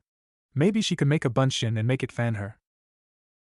Naruto, meanwhile, was becoming more and more irritated as his Senbon pouch became more and more empty. He had yet to hit the target perfectly like he had with the kunai and shuriken. Of course, he'd been using the two of those since his very first academy days, so they were hardly anything new, unlike the Senbon. Naruto wasn't much for weaponry anyways, but Fura-sensei had insisted he learn the art of metal object throwing. Little did he know that the great Fura-sensei himself hardly wasted time on weapons, and was training the unknowing genin accuracy, which was being achieved through weapon throwing. Also, it didn't hurt to know the body's most crucial junctures. He threw another spray of the thin needles, only one or two even hitting the post at all. He figured that it was an entirely different motion to throw Senbon rather than kunai, but he always got too frustrated at himself to try a different angle to the problem. Sure, he was stubborn and never gave up, known for his unconventional style, but when he was frustrated, his creativity sucked. Don't get too hard on yourself. Naruto whipped around quickly, almost falling with the momentum. Fura-sensei. At the name of Naruto's most precious imaginary friend, Sakura looked up from her latest attempt to keep cool. This one was using a large leaf instead of her hands, to see a very real, very visible Fura-sensei standing before them. So he was real. Not only was he real, but he was mightily attractive at that. Sunny blonde hair, a tan like he had grown up in Suna, and a tall, built stature. Obviously a shinobi as well, from his Hatayate and ninja attire. Naruto immediately bounded up to the older blonde with obvious annoyance, complaining how his beloved sensei had once again ditched him without fully explaining the mechanics of the technique he had taught him. The young blonde genin went on to express his deep ire at his Katon jutsu that Fura had taught him, which had backfired earlier that morning when the boy had tried to face Sasuke-kun with it. And I looked really dumb too, the boy was shouting. Sasuke team used his little fireball thing and I tried to use the dragon, but it didn't even look like a dragon this time. It was like a horse with a walrus head anyway. Why don't you teach it better, huh? It really isn't my fault if you can't get it down, kid. Fura looked down at the seething blonde mop with nothing short of amusement. When you don't practice it right. Yeah? Riled up, Naruto took a step back to cross his arms. Well then how do I practice it? The blonde Jounin/semi-Chunin began to make the designated seals at rapid pace, without saying the incantation or putting any chakra behind it. As he continued to do so, he turned to Naruto. The first step to a high-level jutsu such as this is the perfection of hand seals. Which I'm 100% sure you haven't perfected yet. Miffed, Naruto only looked away. Fura smiled in triumph. I'm right, aren't I? My hand seals are fine. The blonde pouted. The older blonde only shook his head with a sigh. You can't say I tried. Then he turned abruptly to where Sakura sat with her mouth dropped, causing the girl to sit up with a startled yelp as the piercing blue eyes landed on her, immediately scrambling off the wood to stand upright, brushing down her skirt, and rezipping her dress back to its proper height at her chin. And you must be Sakura-chan. The man smiled suavely, Sakura blushing profusely as he and Naruto walked towards her. Yeah, this is Sakura-chan. Naruto bounced and stepped behind him, beaming with a bright, wide smile, so big that it crinkled his eyes. Isn't she pretty? If possible, Sakura blushed deeper. Furu only hummed in agreement, not about to make an opinion on this, keenly aware of Sakura's low self-esteem at this point. As much as he wanted to say he didn't find her entirely attractive, which was true, after knowing her older, more well-endowed self it was harder to find her younger self appealing. He knew it would probably crush the young, malleable girl. Yes, she is. Before she could keel over and faint, he smiled at the two of them. So, who's up for training? Sakura would have voiced her protest if her voice hadn't left her. Luckily, Naruto was there to speak for her. Sensei. Training. Awesome. And speeding away to their usual training location, just beyond the bend of trees. But not for what she had wanted to say.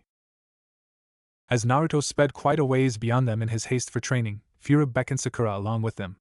To say Sakura was surprised would be an understatement. She was under the impression Furu was simply a figment of Naruto's imagination, not a rather handsome older blonde with a dazzling smile and nice biceps. He looked almost familiar. The three neared the clearing of trees that marked the other training ground, right on the edge of a large, shimmering lake that looked rather appealing in the blistering heat of the sun. Naruto, some ways ahead of took no spare time to run onto the dock and leap into its watery depths. Is he usually so charismatic? Furu mused aloud, more to the benefit of his company and conversation than for an actual question. Sakura made a small noise in the back of her throat. Oh, you have no idea. Come on, guys. Naruto pushed his head out of the waves he'd caused, spurting out lake water from his mouth as he paddled to keep himself afloat. It feels great. Furu shook his head as he neared the lake's bank. We're not here for fun and games, you know. Naruto made a pout as he began to swim back to shore, and Furu took the opportune moment in which his younger self was too occupied with keeping afloat without inhaling a mass of murky water to speak and take the time to talk to Sakura one-on-one, without interruption. He had hoped to talk to the girl without intimidating her, and this had simply been the perfect opportunity. He hadn't thought that his younger self and Sakura ever hung out, and he had thought he'd have to somehow get them together for training. Perhaps this could be considered a small miracle. So Sakura, he turned to his young, fresco-haired companion. Do you know how to walk on water? The girl blushed miserably as she looked down. Well, no. Kakashi-sensei never taught us. Which wasn't entirely true, he hadn't taught them yet. The man hadn't really shaped up as a teacher until after Sasuke left. And seeing as though Sasuke and Naruto already knew the technique, it was probably a moot point to go through a whole training session to teach the lesson when only one of the team needed to know it. Well, today's the day to learn then. He smiled, clearly enthused. She blinked at him. Come on, give it a try. With that, he lightly pushed her forward, sending her stumbling into the waves. She floundered a bit to gain her footing on the soft sand of the lake, turning back once she had gained her balance to send him a scathing look. What? He grinned. Isn't nice and cold? She admitted privately that yes, it felt rather wonderful. Not that she'd voiced that aloud to give her tormentor the satisfaction. With a tentative step, she tried to imitate what she had seen Naruto do with Sasuke the countless times the two had fought. Her footing was, at best, rocky, as Naruto shook the lake's surface with his flapping arms and exaggerated movements. She tried to place her foot down solidly on the water's thin skin, only to find her foot going through into the depths. Naruto! Furu, noticing her predicament, hollered to his moronic younger self. Stop making so many waves. The blonde crawled onto the deck and shook himself off like a wet dog, hair shaking about in a spray of droplets. After the waves settled a little more, she tried again, this time with a little more confidence in her abilities. This time she was awarded with a little bit of resistance before her foot fell limply into the waves. Furu had begun to walk his way closer to where she stood, shin deep in grayish water, his footsteps so light against the water's skin, only causing the smallest lines of ripples with his sandaled feet. He stood a bit behind her to watch her technique, trying to figure whether she was using too much or too little chakra. He clearly remembered Sakura walking up the tree with fluent ease, and he was sure she'd get water walking down without much of a problem too. Ah! She cried in triumph when she got one foot to stay up on the surface. Sakura slowly brought her other foot out of the water to place it tentatively on the shaking surface. Her eyes never left her feet, as if to concentrate her chakra harder with her eyes, arms flayed about in an attempt to keep her balance as still as possible. When she was sure that she wouldn't fall right through, she turned, excitedly, to Naruto's teacher. I did it! He nodded with an easing smirk. Very good. Now, how about walking? The girl blanched immediately as she turned back to look at her wiggling feet. With a little give, she lifted on foot to place it in front, only to fall the 12 inches back into the water abruptly. She gave him a defeated face, only to be met with his confident smile. You'll get it, he said before turning to her blubbering teammate, who had shook himself off and was now wringing the water out of his shirt. Naruto! Come on, let's get some sparring done. The blonde looked up with a begrudging face. What? He whined. Seriously?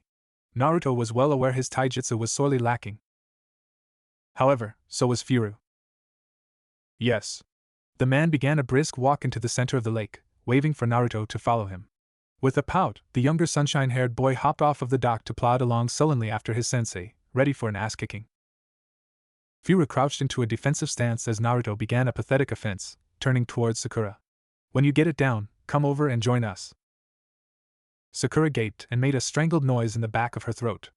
Furu-san sensei, I can't do that. I can't walk on water and spar at the same time. That was something Sasuke did, and Naruto now too, but never her she wasn't good enough to. She could hardly even stand on the surface for more than a few minutes before she hitched into the water. Why not? Furu shot back, as he easily blocked Naruto, sending a light tap to the boy's back that had him sprawling into the lake with a splash. Your teammates can. But that's Sasuke and Naruto, she protested uselessly. I'm not as good as them. Furu shook his head with a sigh. Yes you are, Sakura. You can be just as good as them. Naruto broke the surface at that point, sputtering for air as he struggled to pull himself up with his arms on the water top. How do you think they got so good? I don't know, she retaliated hotly. Practicing, of course, he answered mid-backflip. Naruto sprang up with a burst of energy, aiming to slam his fist into Furu's chest, but the more experienced shinobi easily ducked out of the way, instead taking Naruto's arm by the elbow and throwing the boy off balance, causing him to crash into the water once more. See, look at him. As a perfect example, Furu motioned to the sparkling water that was upturned with Naruto's fall, sparkling in the sunshine. He's failing at trying to beat me. But he keeps trying anyways, because that's how you learn. In an attempt at stealth, Naruto shot his hand out of the water and swung to grab Furu's ankle and pull him down with him, but instead, his hand met hot air as Furu hopped out of his hand's grasp.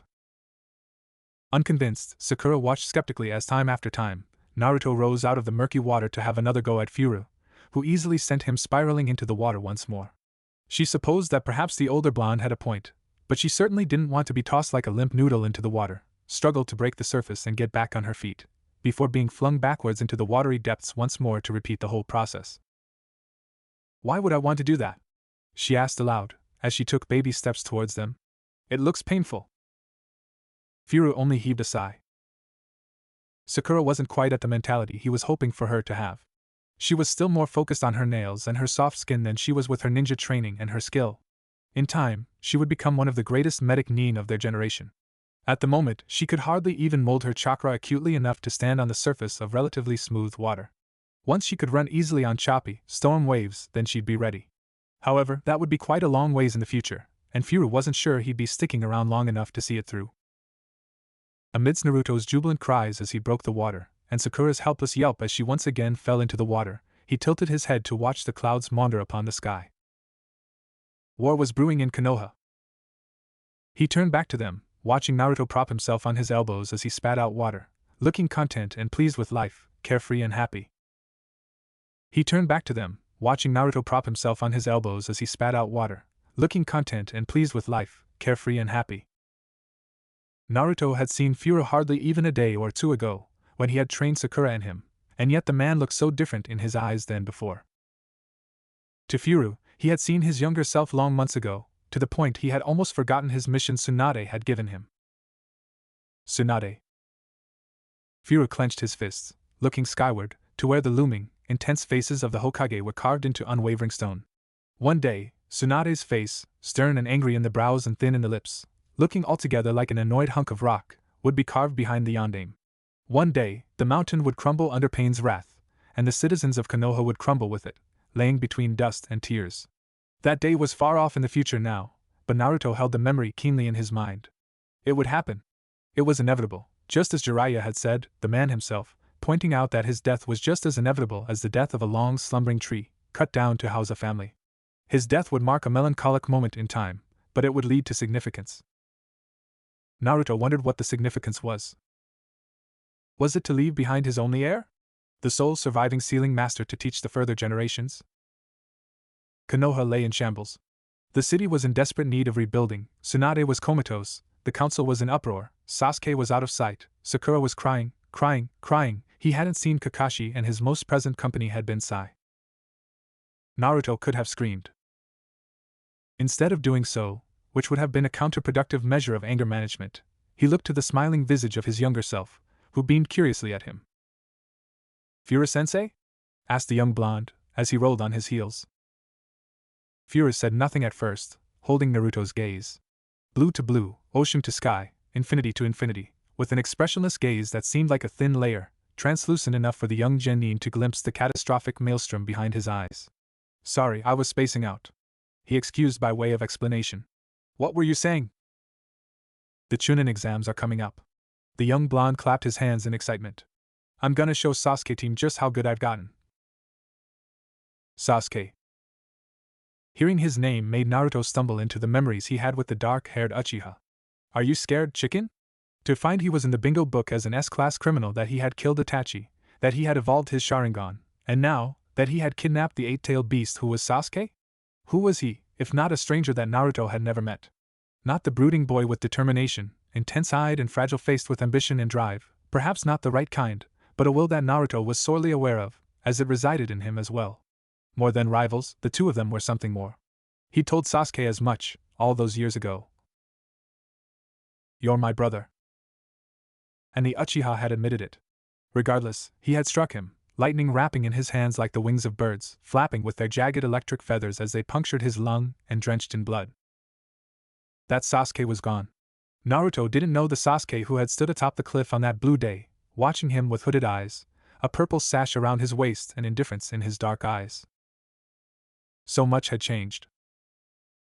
Fura looked away from the young genin in front of him, feeling more lost than he had ever been. He was continuing this mission, as homage to Jiraiya and the seal they had created together, and to Tsunade, for she was still, and would always be for as long as she drew breath, his Hokage, and she had assigned this mission personally.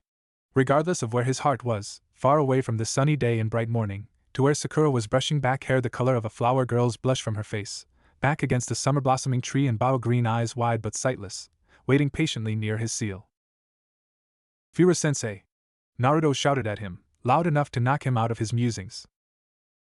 The whiskered short genin was gazing strangely, if not irately, at his beloved sensei, who didn't seem to be hearing a word of the ways he would take down Sasuke and win Sakura. In fact, the older blonde looked so uninterested, and wasn't even bothering to hide the fact.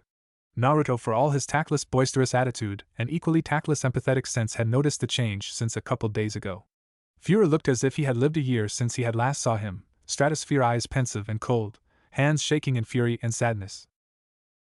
You look as if you're lost, Fura-sensei, Naruto commented, with a frightening amount of insight. Fura sighed. I am. Well, where's your house? I'll direct you back there. It's not that simple, Naruto-kun. He smiled wryly. I'm not that kind of lost. Naruto tilted his head, confused at the depth of Fura's drift. There are other kinds of lost? Have you ever not known what to do? The older of the two looked skyward again. He'd been doing that quite a lot, the sun picking up the saffron in his hair, glinting with the shifting clouds. As if your ambition has been ripped from you? Naruto pondered this thought with great intensity, looking as if he hadn't a clue what to say to that. His older, more jaded self sighed. If Jiraiya was here, he'd know what to do. He'd know what to say. Perhaps Fura could access sage form, find a sunny rock to sit upon, and do some much-needed meditating. No, I've never felt like that, Naruto answered abruptly, and honestly, eyes watching somewhere far beyond this dimension. I've always wanted to be Hokage, and no matter what, I'll never give up. He shook his head, and then stared right at him, with a gleeful grin and a thumbs up. That's my ninja way. He never really thought of himself as inspirational. In fact, he never thought himself as anything other than just Naruto. Yet countless people had changed because of the tactless, moronic idiocy he spouted, so stupid yet so brave and innocent, providing such simple yet distinct answers that solved the most complex of problems. Jiraiya was dead, Tsunade was in a coma, Sakura was distraught, and Sasuke was in the bingo book. But he was Uzumaki, Namake's, Naruto, and he never fucking gave up. Fura blinked, aback. All this time, all this sadness, and he had forgotten all about that. A grin split his face the way Sakura split the spine of her favorite medical book. That's a great nindo. You think? Naruto brightened, and then tugged him along, no doubt for ramen. I told Sakura-chan that too, and she only laughed. She thinks it's stupid. Is that so? Furu hid his smile. I think she'll change her mind eventually. You look different, Sakura commented. It was meant to be light and conversational, yet Naruto knew that inwardly he had soothed her greatly with his usual outlook, which had sprung back tenfold since seeing his younger self. Do I? He asked, noticing how her eyes didn't meet his as they walked side by side to his house. She nodded once, hair falling from behind her ear, and she hastily brushed it back. It had gotten considerably longer, probably because she hadn't the time to cut it.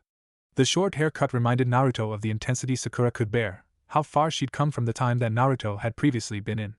It stood as an unflappable difference between the whiny child Naruto met hours prior to the woman with stone eyes in front of him, with worn hands and chakra from healing the sick and dying. Happier. She smiled then. Lighter. I feel like it too, he added. He hadn't in a long time.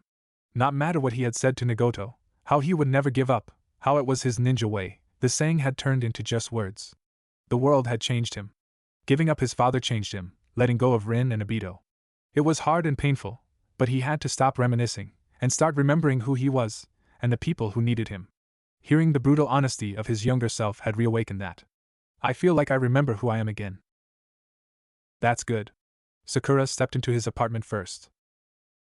It didn't look much different, still Spartan in decor. He'd invested in a nice glass coffee table with dark old wood, and a plush couch and armchair. They looked classy compared to his ratty, beat-up bar stools, and altogether out of place in his ridiculously second-hand apartment in the nicest apartment building in this side of the city. Sakura sat down at his bar, and immediately noticed the beautiful bouquet of roses. She leaned over to smell them, but they were odorless and colorless. Frowning, she touched one of the thin, papery leaves. It crinkled beneath her fingers. They're paper. Naruto nodded. Sakura made no questioning of the origin of these flowers, even though her curiosity burned. Perhaps one of the villagers had given it to him. They were quite fond of him now, ever since he saved them. She would be too, and she already was. Naruto was a true hero, but she saw more than just the side he displayed to the general public. Naruto, like everyone, was confused and unsure, weaving through ups and downs. She was happy to see him so exuberant again. He hadn't been for a long time. What of Akatsuki? Naruto shook his head as he leaned over his counter opposite of her. Not sure. Conan left, and we suddenly have an ally in Amigakure. But I hardly think they're over. Sakura wordlessly nodded. Outside, the city was under intense construction. Naruto's building had been remodeled almost immediately. This was no doubt because of the intense funding it had received from its rather prosperous residents, and the rebuilders had seen to making Naruto's apartment as close to its original as possible, probably out of gratitude. Sakura didn't think hers would be up for a long while, and perhaps she should stick to crashing on Naruto's comfortable couch. Sakura was about to open her mouth, when a massive dog came barreling into Naruto's apartment. Akamaru, she reeled in surprise at the large white mass of fur. What? There you guys are. Kiba came sprinting in seconds later, the loud noises of construction coming from the now open window as Kakashi strode inside. Kakashi-sense? Naruto blinked, looking between the two of them in surprise. Could you at least knock? He directed to Kiba, and then, to his Genin-sensei. And you, could you at least try the door? Kakashi didn't seem to be in the mood for jokes, face grim. What's wrong? He began slowly, as he noticed the stone-set faces the two wore. Sakura apprehensively looked between the two. Guys? It's about Tsunade-sama, Kiba confessed. She hasn't woken up yet. You make it sound like that's surprising. Sakura frowned, nonplussed. Of course she hasn't. She used a tedious amount of chakra, and was near on the brink of exhaustion. She's not as young as she looks, you know. That's not what I meant. The boy and his dog companion looked stricken. It's that, well, since she hasn't woken up yet, the council have decided on a new Hokage. New Hokage? Naruto echoed, forlornly. What? How? The council is allowed to elect a new Hokage if the other is incapacitated or unable to perform his or her duties. Kakashi inputted, looking neither excited nor pleased at this information. Kiba nodded. Yeah, I heard they were gonna pick you, Kakashi-san. Oh, it's you? Naruto breathed a sigh of relief. Well, that's different, but not too bad. It's not me. Kakashi cut in flatly. It's Danzu. Naruto's eyes went wide behind him. Sakura's face lost her pallor. Yeah, but that's not what I came to tell you. Kiba began, sending a furtive, nervous glance to the three of them, looking more anxious than Naruto had ever seen the loud, boisterous Inuzuka. Since Danzu's the new Hokage, he declared Sasuke as a missing nin of Konoha to be killed on sight. Naruto closed his eyes, as Sakura gasped in shock. Behind them, Kakashi cursed quietly. Kiba wavered slightly as he stood, unsure of what to do now that he had delivered Team 7 the news. He knew that the three still had close ties to the remaining Uchiha, regardless of the fact that the Uchiha didn't seem to share those bonds.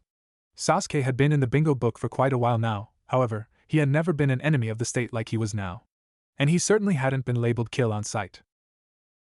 Naruto sightlessly studied the smooth lines of the papery roses against the backdrop of his living room. They hadn't withered at all, staying as immaculate and pristine as they had been when Konan had wordlessly handed them to him, a testimony of her gratitude. He had been able to come up with an answer then, a solution to reviving Konoha. Would he be able to do the same now? 2 days until the Chunin exams. 2 days, and Naruto had religiously shown up to train his younger self into the ground for these last few hours. The younger blonde protested helplessly, but Naruto would hear none of it. He wasn't playing around anymore. The Chunin exams, they had started it all. The deciding, crucial event that would change the forefront of the upcoming tides, shaping the destiny of Konoha itself. Naruto was impeccably aware of this fact as he rigidly trained the young blonde in front of him, not making it easy, but teaching him as much as he could. He had also taken it as a duty to swoop up Sakura whenever he could, pleased to find her chakra training was going well. He was, of course, aware that Sakura was naturally adept to using precise amounts of chakra due to her lower reserves than his younger counterpart and their Uchiha teammate. If Furu interfered in the exams himself, he was surely to get the whole T disqualified, as well as an array of A and BU on his ass. Instead, he'd have to channel all he could into the young genin in front of him, in hopes for the boy to be able to protect Sasuke from Orochimaru. Somehow, he doubted this option was plausible in the least, but perhaps he could actually make Chunin this time around. It'd be nice to wake up and find himself an actual jounin. He was now even more certain with Tsunade's comatose state that he was never going to make ANBU like he wanted, and maybe even Konoha miraculously repaired. Are you ready for this, Naruto? He asked softly, eyes focused on the stratosphere some ways above them, brilliant blue. The two walked slowly to the academy, one looking solemn, mind in the past, and the other, confident, mind in the future. But both optimistic. Course I am, Fura-sensei. Naruto gave him a thumbs up. You whipped my ass these past few days. It would really suck if I didn't. I know you'll make it, kid. Fura made sure not to sound too omniscient, even though he knew that no matter what outcome, Naruto would be able to pass the exams, be it scraping by or on top of the heap. The two walked up the stairs to the front entrance, Furu opening the door for the younger of the two. He stopped before he entered, causing the genin to turn around, a questioning look when he gave the boy a thumbs up. Believe it. The boy blinked up at him in surprise, as if wondering how on earth the older blonde had ever heard his old catchphrase when he was certain he never used it in his presence. Before he could ask, Fura shot into the sky. See you later, Naruto, he called, as he left the blonde there, gaping in surprise as he leapt onto the top of the academy before pushing off onto the other rooftops. He'd come back for the final exams, to fix Gaara's seal like he had intended to. Naruto knew that there was something clearly wrong the moment he spotted his younger self face down in the floor. And also knew that whatever had happened, it was entirely his fault. It was obvious that this was the result of some degree of stupidity on his part, as Rock Lee hovered over his younger self, distressed and halfway to tears. Accidental then, most likely. Sasuke was hanging awkwardly away from the spectacle as Sakura ran and skidded to her knees, shaking his limp body repeatedly. He'd come to the past in hopes of meeting Kakashi or one of the other genin instructors, on the off chance that he could pass himself off as a curious Jounin amiably making conversation about the genin exams. The academy was completely devoid of Kakashi, Guy, Asuma or Kurenai, though he did stumble upon Sasuke's fight with Rock Lee. Or what was supposed to be. Instead, the Uchiha was frozen on the sidelines, looking as if he hadn't fought at all. And it was his younger self that seemed to have taken his place, resulting in a different end than the one he remembered. The blonde felt his heart freeze, his feet carrying him numbly until he stood, like a still wraith over his own body. What a surreal moment, as his mind continued past warp speed, trying to wrap around the fact that he could possibly be dead right now. Was he dead right now? Had Rock Lee accidentally kicked his skull straight in? What about him then? Did that make him some sort of fucked up paradox? What the hell was going on? When he voiced it aloud, Rock Lee immediately leapt up. I'm so sorry, this is entirely my fault, Jounin-san. The bull-cut boy sniffled. You see, I had wanted to fight Uchiha-san, but Uzumaki-san. The boy gave a tearful look to the fallen blonde on the floor. He insisted to fight instead. Naruto sighed. Yeah, that was him all right. And what else? The blonde Jounin edged him on snappishly. He used some strange technique. It was Carrier Enden. The Uchiha spoke up then, looking stunned himself. Naruto studied the lines of his face, wondering where the boy was now. He'd killed his brother, now what? With his revenge filled, what was left for the shell of his best friend? Naruto wasn't sure. The dragon flame bullet? Sakura looked up sharply, confused and bewildered. But that's an A-rank jutsu. I mean, Naruto couldn't have possibly. The Jounin blonde waved her off. It was probably a very untamed, lesser version, he assured the girl. Well, at least he hoped so. At any rate, the blonde was seriously regretting teaching that technique to his younger self. Who knew it'd end up being his signature? I tried to block it, said Rock Lee mournfully. I released too many gates. This is all my fault. I shall run 20 laps around Konoha to atone for my sins. That's quite all right. Naruto cut in hastily. This isn't your fault, Lee. It was an accident. The blonde knelt down next to his younger self, trying to ignore the blatant orange as he rolled the boy over. He wasn't Sakura, but he knew enough about general health and well-being to heave a sigh of relief. He was alive, thankfully. Looks like his head was a little bit thicker than he thought. Is he okay? Sakura whispered fearfully. Naruto was touched to see so much concern out of the girl. Sakura had always been a little standoffish with him, before Sasuke had left, anyway. What else had he accidentally changed? He'll be fine. Naruto lied, still unsure himself. He realized with sudden clarity that the exams were about to start, and Team 7 and Niji's team would both forfeit if all three members weren't there for it. Why don't you guys head over to the exam room? He began quickly. I'll just help Naruto up. But you can't enter, Sakura faltered in her protest. Without a full team. Naruto gave her a smile, watching in amusement as the girl's cheeks lit pink. God, if he told Sakura that her younger self seemed to have developed a crush on him, don't worry, I'll get him there in time. Though Sakura didn't look convinced. Luckily, Sasuke seemed to understand how dire their situation was. Sakura. The girl turned at the sound of his voice. Come on. Just listen to him. Still unconvinced, though clearly wavering, Sakura only nodded numbly, following in step with her Uchiha teammate. She gave a worrying look to her fallen teammate, before scurrying after Sasuke. You too, Lee. He spoke to the older genin, smiling. Your technique is very impressive. You wouldn't want to miss your chance for Chunin, would you? No, Jounin-san. Lee parroted, looking pleased with the compliment. You really think I will make Chunin? You're very talented. Naruto answered truthfully, tactfully leaving out the fact that he would probably be injured during the preliminaries of the final round. A real taijutsu master. Is Gaisen your teacher? Yes, he is. Lee brightened. He is the most talented Jounin-sensei in the world. Gai-sensei can do anything, he is so youthful. Just last week he... I'm sure he is, but maybe you should go in too, Naruto interrupted weakly, before this guy's spiel got out of hand. I'm sure your team is waiting. Lee bolted in surprise. Ah. You are quite right, Jounin-san. Then he took off, shouting over his shoulder. Thank you, Jounin-san. The blonde only shook his head. That guy hasn't changed one bit. He looked back to his unconscious younger self. Naruto was under no impression that this entire scenario hadn't been his fault. If he hadn't taught himself that technique, which was clearly too much for the young genin to understand, or even comprehend the consequences of. This wouldn't have happened.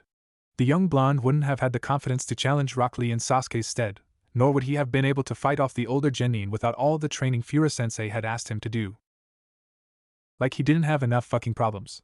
What with Sasuke being on Konoha's wanted list, that crazy-ass Danza being elected Hokage, Akatsuki, and the fourth shinobi war practically simmering on the horizon. Now his younger self was knocked cold, and the exams were going to start any minute now. Naruto. He poked at his younger self. Hey, kid. Nothing. He tilted the boy's head, taking a look at the deep gash on the side of his head, dripping down his ear. It looked pretty bad, and though he could tell Kyuubi was already healing the wound, that could take hours. They didn't have hours. They had 5 minutes at best. Naruto sighed. Damn it. Sakura fidgeted, for once unconcerned with Ino leaping onto Sasuke, nuzzling her face into his neck. Her eyes hadn't once left the door behind them.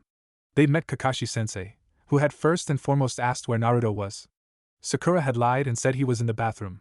But the fact remained, they couldn't compete without a full team. After Ino had moved on to berate Chuji, Sakura hedged closer to her last remaining teammate.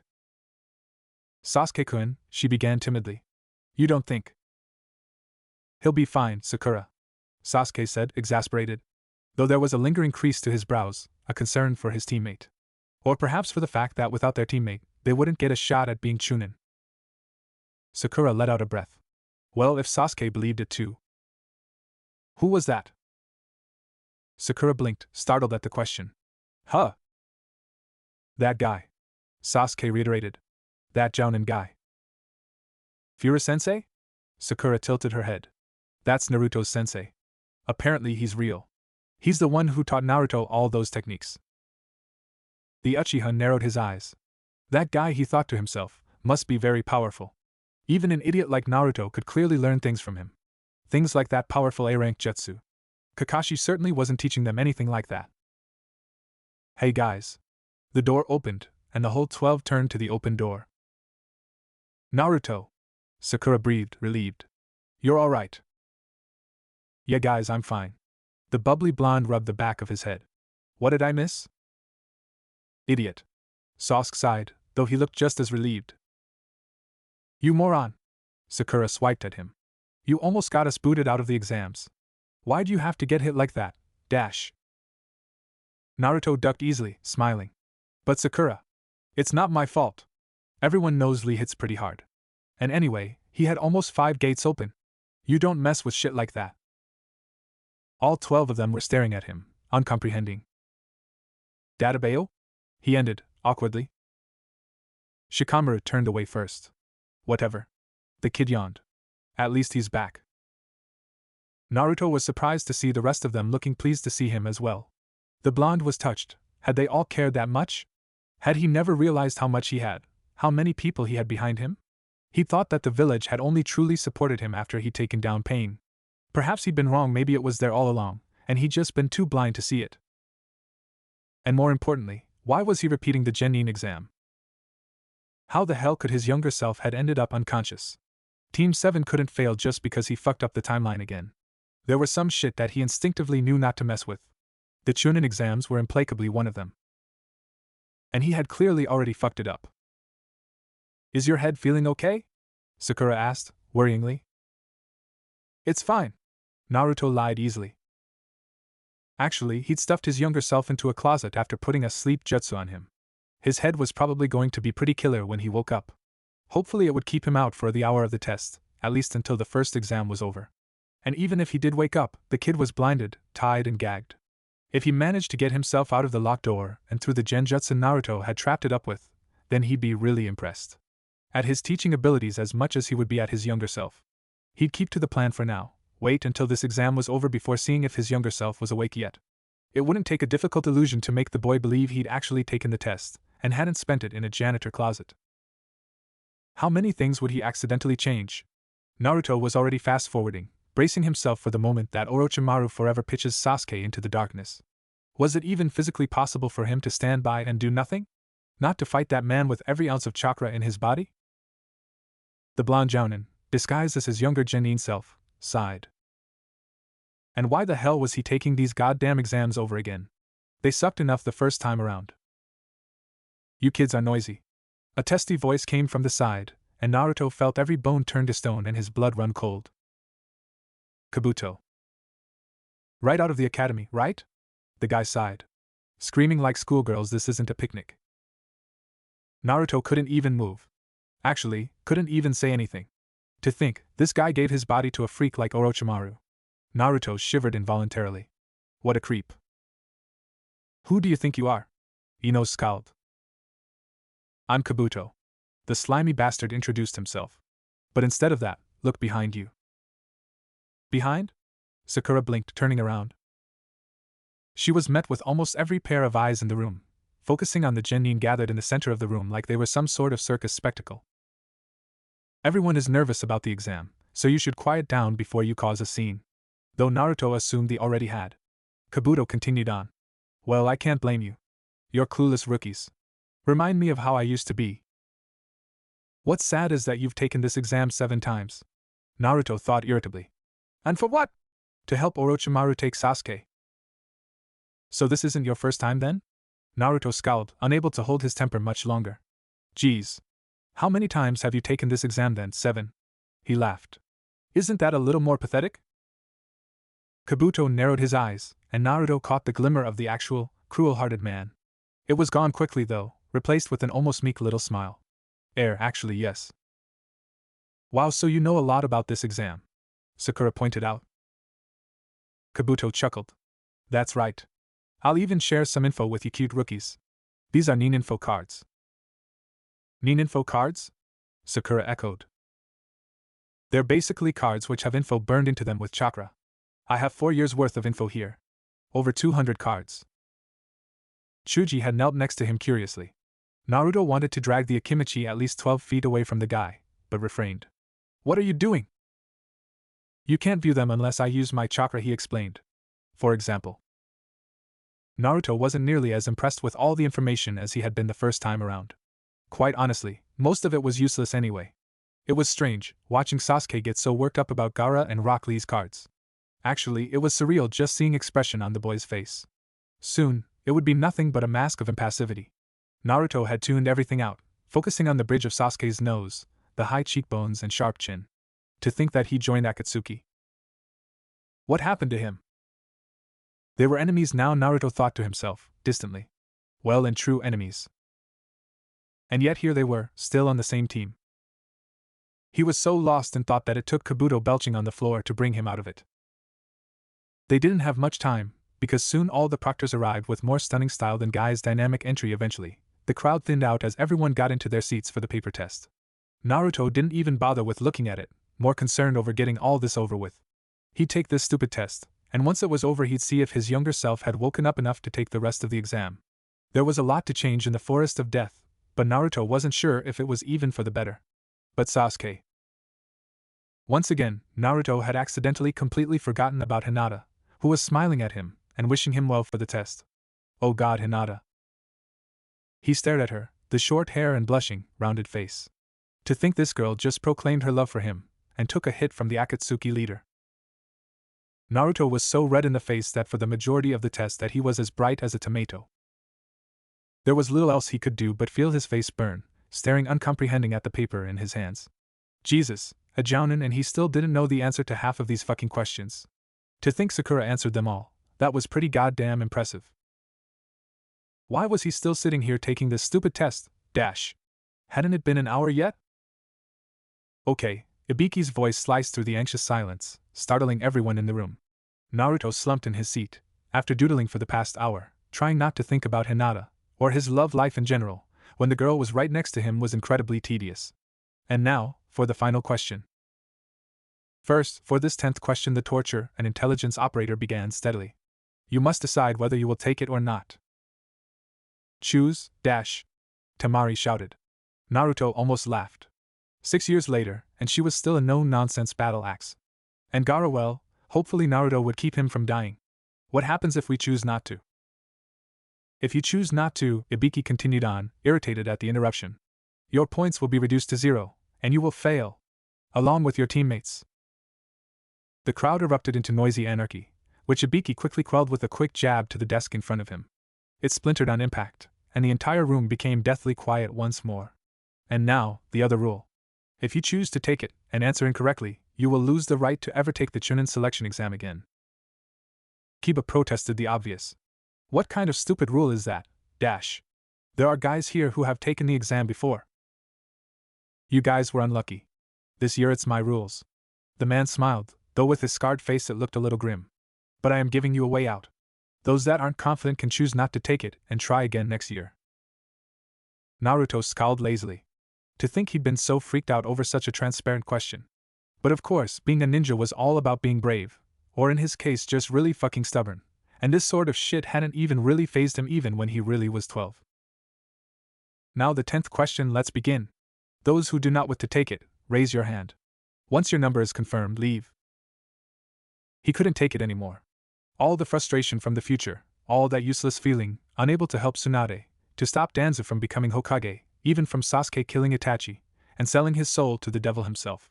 No amount of brute strength, mulish stubbornness, or just plain old naive faith could help him.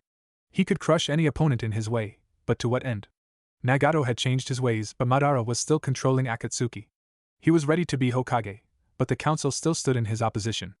Everything was building up inside him, having to take this stupid test all over again, the pressure of realizing how much he'd fucked up the world by going into the past, how much he could fuck up the world, the Fourth Shinobi War and Sasuke standing on the other side from him. He couldn't help it, he laughed. Got something to say, Blondie? Ibiki narrowed his eyes. The genin struggling out of the room had stilled at the sound. Yeah, I got something to say. The blonde began, irritated. This test is some goddamn fucking bullshit, and so is this goddamn 10th question, so you can take this shit and shove it up your ass because I'm not fucking going anywhere. Dash. He didn't know when he stood up, but he was standing. Uzumaki Naruto doesn't give up, goddammit. How ironic that he had just spent the entire test mulling over how little people changed, when it seemed even he hadn't changed all that much either. How inspirational.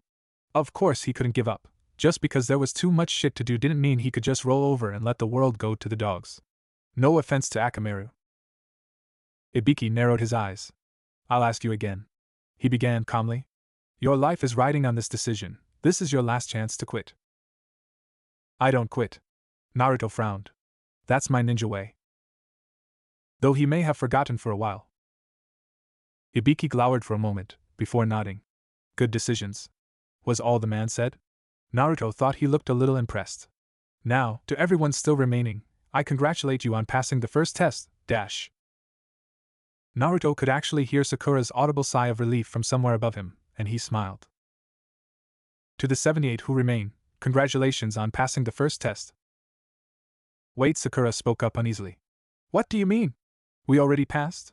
What about the 10th question? There never was such a thing, or you could say that those choices were the 10th question. He smirked, his eyes lingering on Naruto.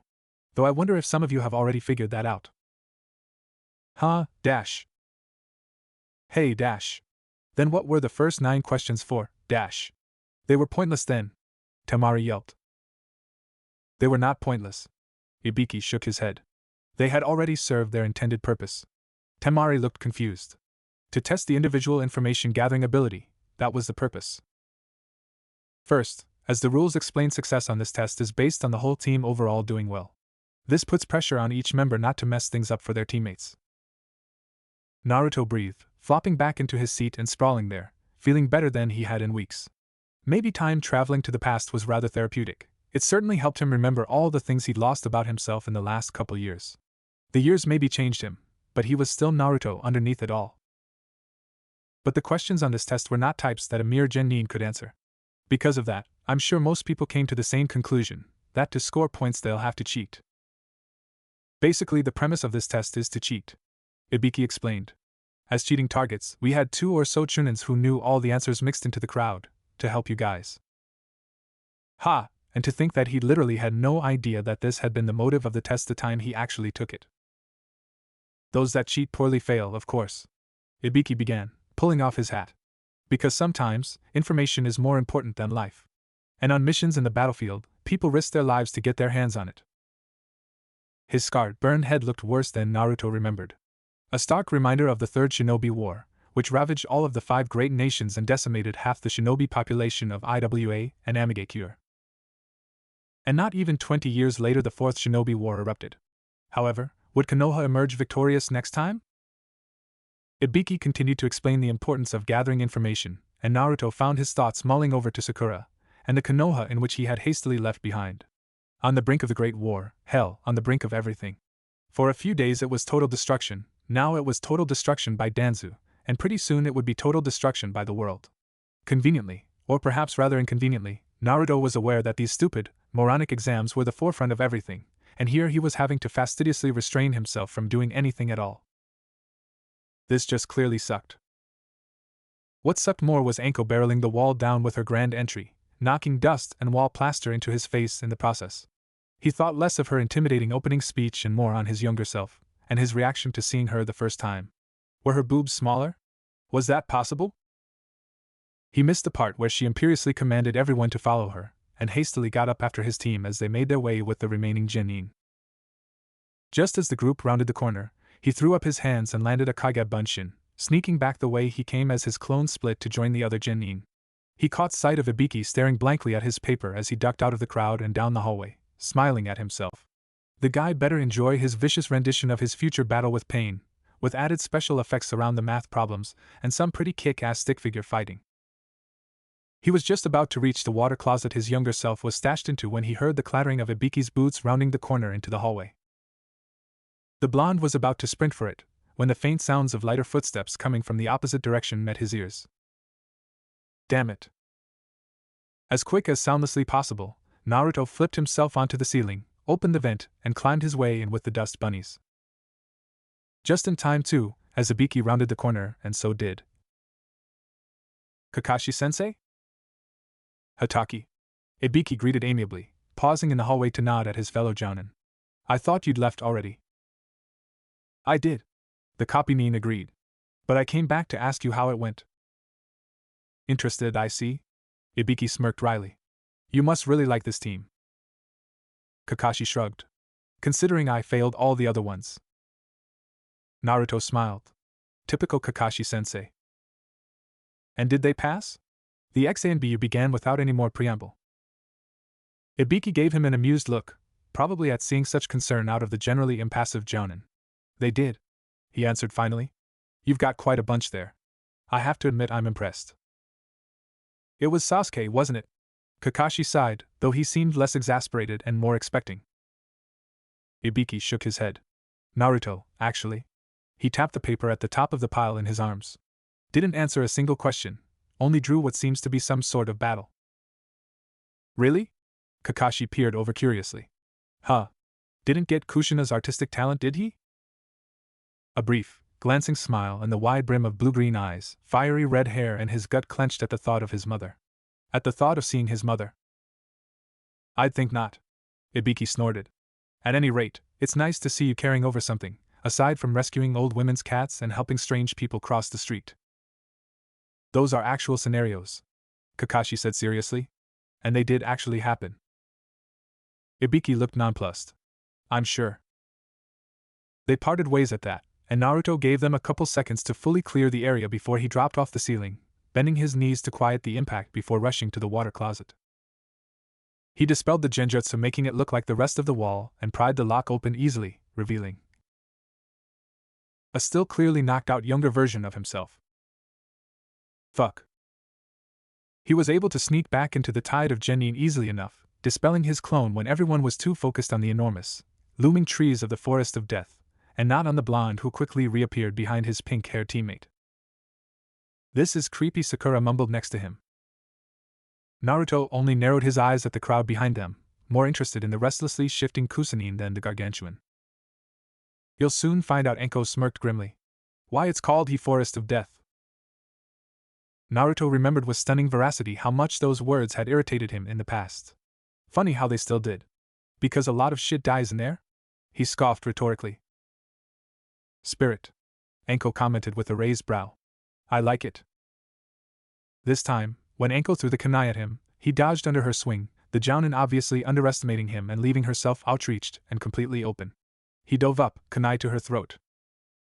Their eyes met, Anko's wide with surprise and his narrowed with grim satisfaction. Kids like me get killed pretty easy, right?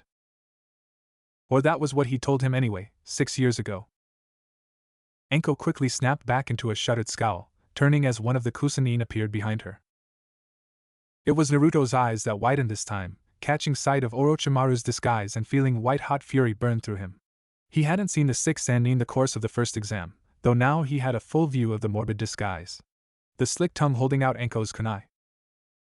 "Here's your kunai," the man said, his snake-like appendage holding it out for her. Anko gave him a burning smile. "Oh, why thank you." The pleasant undertone ruined by the angered visage of her face. "But try not to sneak up on me," and then, with a sultry look that held a certain amount of danger, she added, "unless you want to die."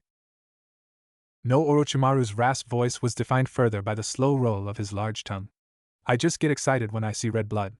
Plus you cut my precious hair, I just couldn't help it."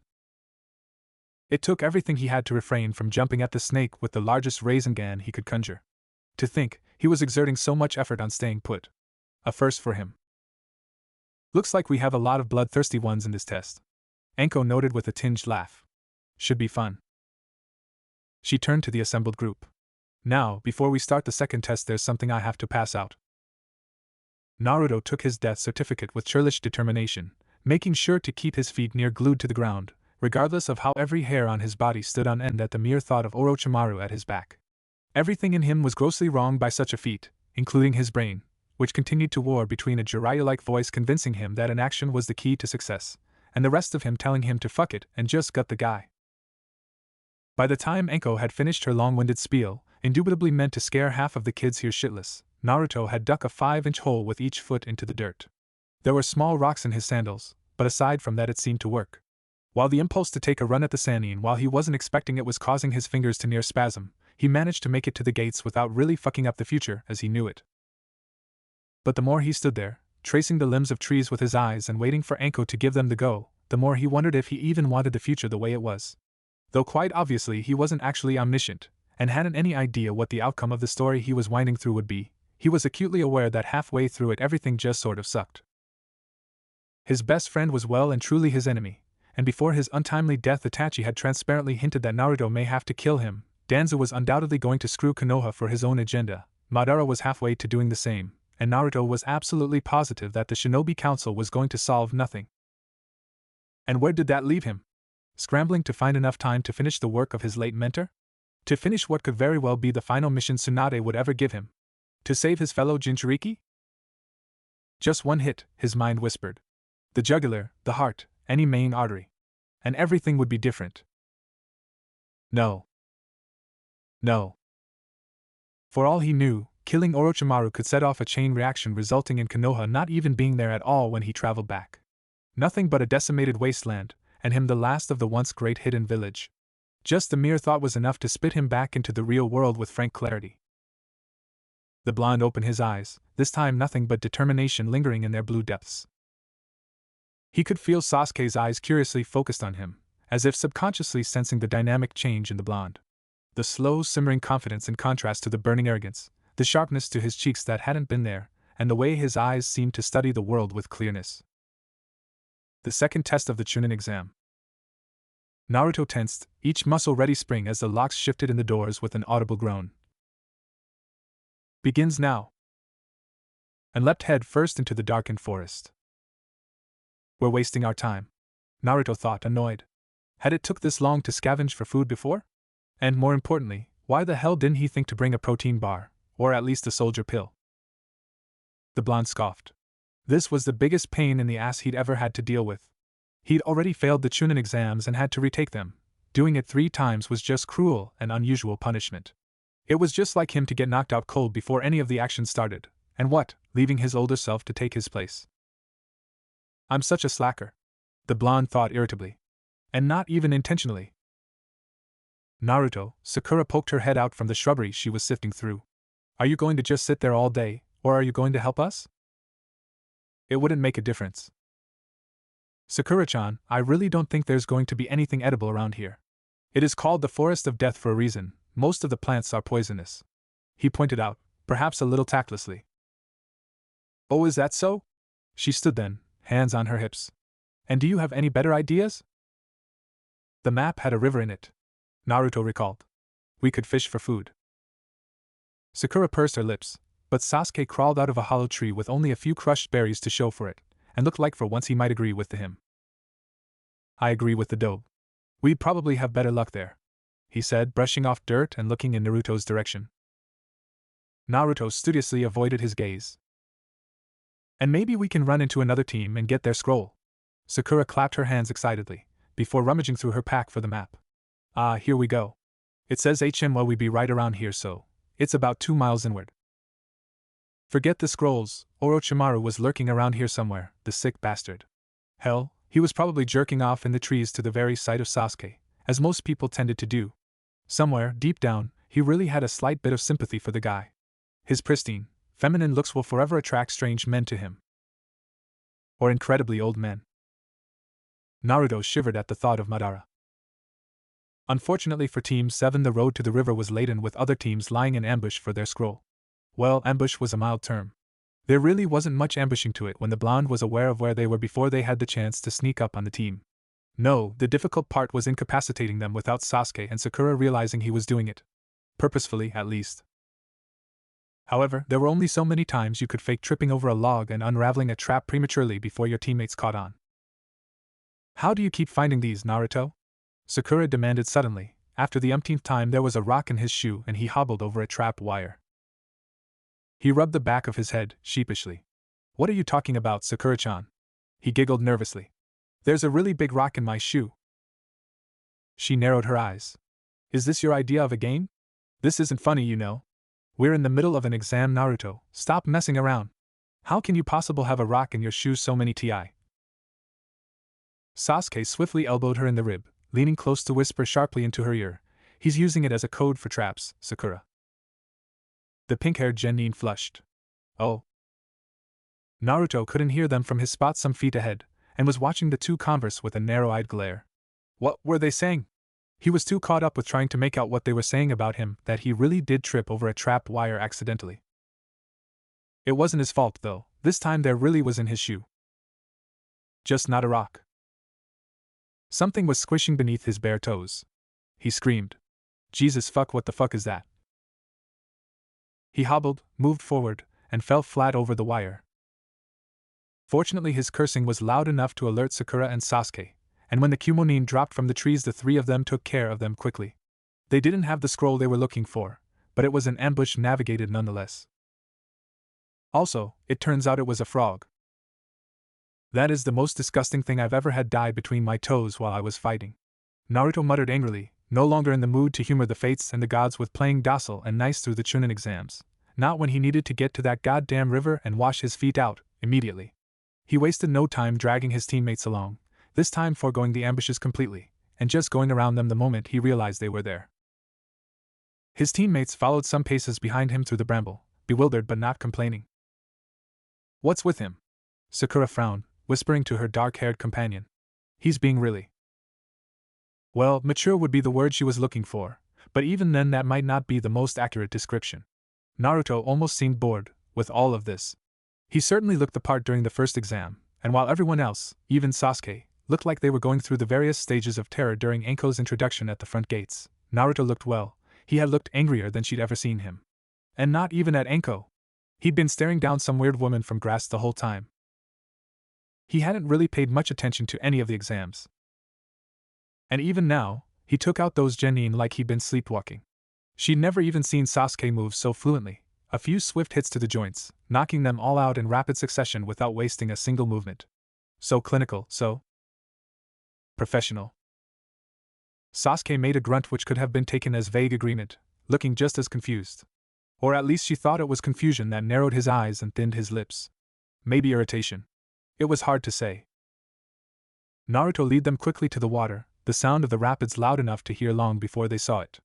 Luckily the river itself was devoid of other teams, no traps set up to deter or incapacitate them.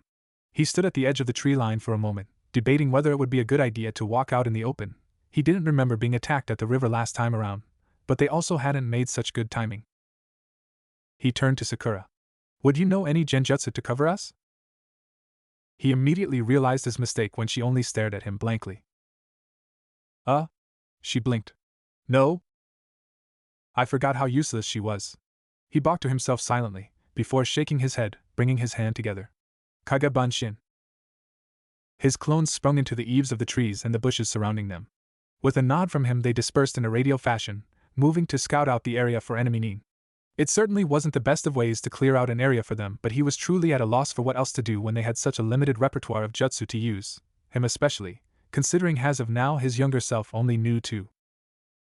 That should do it. He smiled to his team, bounding forward. They followed cautiously, and it took him a moment to realize that their wariness was directed towards him. He heaved a breath and put a supreme effort into acting like himself. So do either of you know how to fish? Naruto. Sakura frowned, looking exasperated. Where do you keep getting these ideas about us? When would we have learned that? He shrugged. Now that he thought of it, they hadn't really known what to do with themselves when they got to the river last time around either. Well, no time like the present to try, right? In the end, Sasuke managed to catch a trout. Considering the amount of time it took, though, it was no great achievement. Better than Sakura and Naruto, though, who floundered around in the shin-deep shallows attempting to catch the fish as they swam by. Sasuke had stood a little farther out, stock still for the better part of a few hours, until finally he struck like lightning and grabbed out a floundering, terrified fish. The still image struck Naruto painfully. The young Sasuke overlapped with the visage of a man much older, startlingly still against a portrait of lightning, crackling against his frame. It wasn't much, but it was enough to tide them over, and by sundown he ushered them over to the treetops, where they'd at least have some cover from the foliage and some distance from the prowling teams on the ground. Regardless, they spent the rest of the time until nightfall setting up traps around the surrounding trees, not to hinder like the ones they'd encountered earlier, but to warn them of trespassers. Naruto settled in next to his teammates on their decided branch, sprawled between Sasuke and Sakura and staring up at the stars that dwindled in through the crossing branches. He wasn't relaxed, every nerve in him was lit with an anxiety that he'd only ever felt with anticipation. But he felt content. It was nice to be between the two of them again. He couldn't recall the last time he'd been with both his teammates in a situation that didn't provide one of them attempting to bodily harm the other. Or at least, he never really tried to kill Sasuke. It was debatable whether the dark-haired boy had ever really tried to kill him. Was the closest he had come at the Valley of the End? Or in one of their more recent encounters? With the way he was in the present, it was difficult to tell. For now, though, he looked peaceful. Calm in his sleep, although the furrow to his brows bellied some sort of secret sorrow. Not for the first time he'd wished the other boy would tell him what was wrong, would confide in Naruto the way Naruto had always wanted to do with him. He turned back to the canopy of stars above them. He wouldn't, though. It just wasn't meant to be. Kakashi hoisted the dark-haired boy over his shoulder, an almost unrecognizable figure of dirt and blood. Naruto's heart beat wildly in his chest, rampant against his ribs, a bird fighting for freedom against the cage of bone. He bit this lip right through. He already had twice, once when Orochimaru threw him and he stayed hidden in the bushes, waiting for time to repeat itself, and again when Sasuke looked him in the eye. Are you scared, chicken? And Naruto looked back, and knew he had condemned him to this fate. That he would always condemn him to this fate would do nothing to change it. He never hated Jiraiya more than he did standing in the middle of that tower, cursing this knowledge, wondering how his life could have gone if he never meddled with time. He'd be naive, he thinks, naive and a little foolish. But it could have been worth it. It would have been worth it, to save himself from this pain. Naruto? Sakura whispered, turning to him. His smile faltered, tapering off at the edges. I'm fine, Sakura-chan. Are you okay? She nodded slowly, one hand rubbing slow, almost subconscious circles against her elbow, the other limp against the torn hems of her dress. I guess so. Do you think Sasuke-kun? He smiled again, laughed for her. I'm sure he'll be fine, Sakura-chan. It's Sasuke team, anyway, of course he'll be okay. And Kakashi-sensei will take care of him. Her lips quirked minutely at his words, a pleasant crinkle formed against the side of her eyes. He wondered how many times he'd lied to Sakura in his lifetime. Yo! The boy grumbled in response, curling in on himself, cowering from the light. Yo! Naruto scuffed him lightly with the bottom of his foot. He stirred again, but didn't wake. Kid, get up.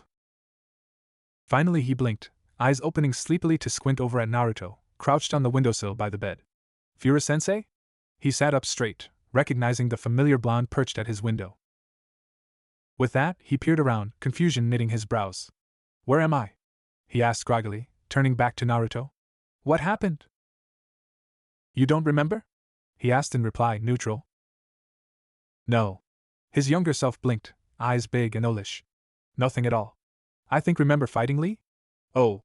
That's because he kept asking for stupid Sasuke team, and what's so good about Sasuke team anyway? I'm like 1,000 times better than him. Where is he, anyway? I'm gonna punch him for that one. Sasuke's hurt. Fuhrer cut him off. He almost had to look away, watching the color drain from Naruto's face, the visceral and genuine concern so obvious on his face. What, dash? He leapt up. Where? Is he okay? What happened, man? I really can't remember anything. You all were in really bad shape after the second exam. Fuhrer explained calmly. It's only natural you're having a hard time remembering. You probably wandered around for days with an untreated concussion. And then, ominously, it could be your mind protecting you from psychiatric stress. Naruto harumphed. Well, I'd rather it let me remember. I hate not knowing. Do you, though? Fuhrer shrugged. Well, time will tell. You think you're up for seeing Sakura? Sakura-chan? Naruto perked up. Really? She's here? Where? Down the hall. He tipped his head towards the door. You're in the forest tower. All of the passing contestants are. They're holding a meeting tomorrow for the next test, so don't forget. But Naruto was already barreling out the door, hollering, Sakura-chan. His older self remained on the window, a haunted expression to his face. Sakura. Naruto sprinted down the hallway, peering into open rooms and barging into a lot of closed ones, startling a fair number of genin on his way. He finally found her, not in any room at all, standing in a common room of sorts, morosely looking down out of a wide window. She turned at the clamor he was making, poorly veiled relief lighting her face. Stop being so noisy, she admonished without heat, turning quickly to approach him. We're not supposed to be drawing attention to ourselves, remember? Who cares? The second exam is over anyway. He blew a raspberry. She frowned. We still have the third, don't forget that. And with a distant look, and if it goes as bad as the second. Why? Naruto tilted his head. What happened in the second? She froze, eyes widening. You what? I can't remember. What? He shrugged, rubbing at his hair. I think I hit my head or something, because man, I can't remember a thing. I woke up a couple minutes ago feeling really crappy and Fuhrer-sensei was there telling me the whole thing was over. Moron. Sakura cried, lunging at him, careful not to hit his head. I asked you if you were okay. Ah, you did? Sakura-chan, I really can't remember. Oh God. She had him pinned to the ground, her anger suddenly crumpling into tears. You have to be okay, Naruto, I can't, not both of you. Sakura? His younger self floundered, clearly not adept with handling crying, emotional women, or for that matter, women in general. It'll be okay?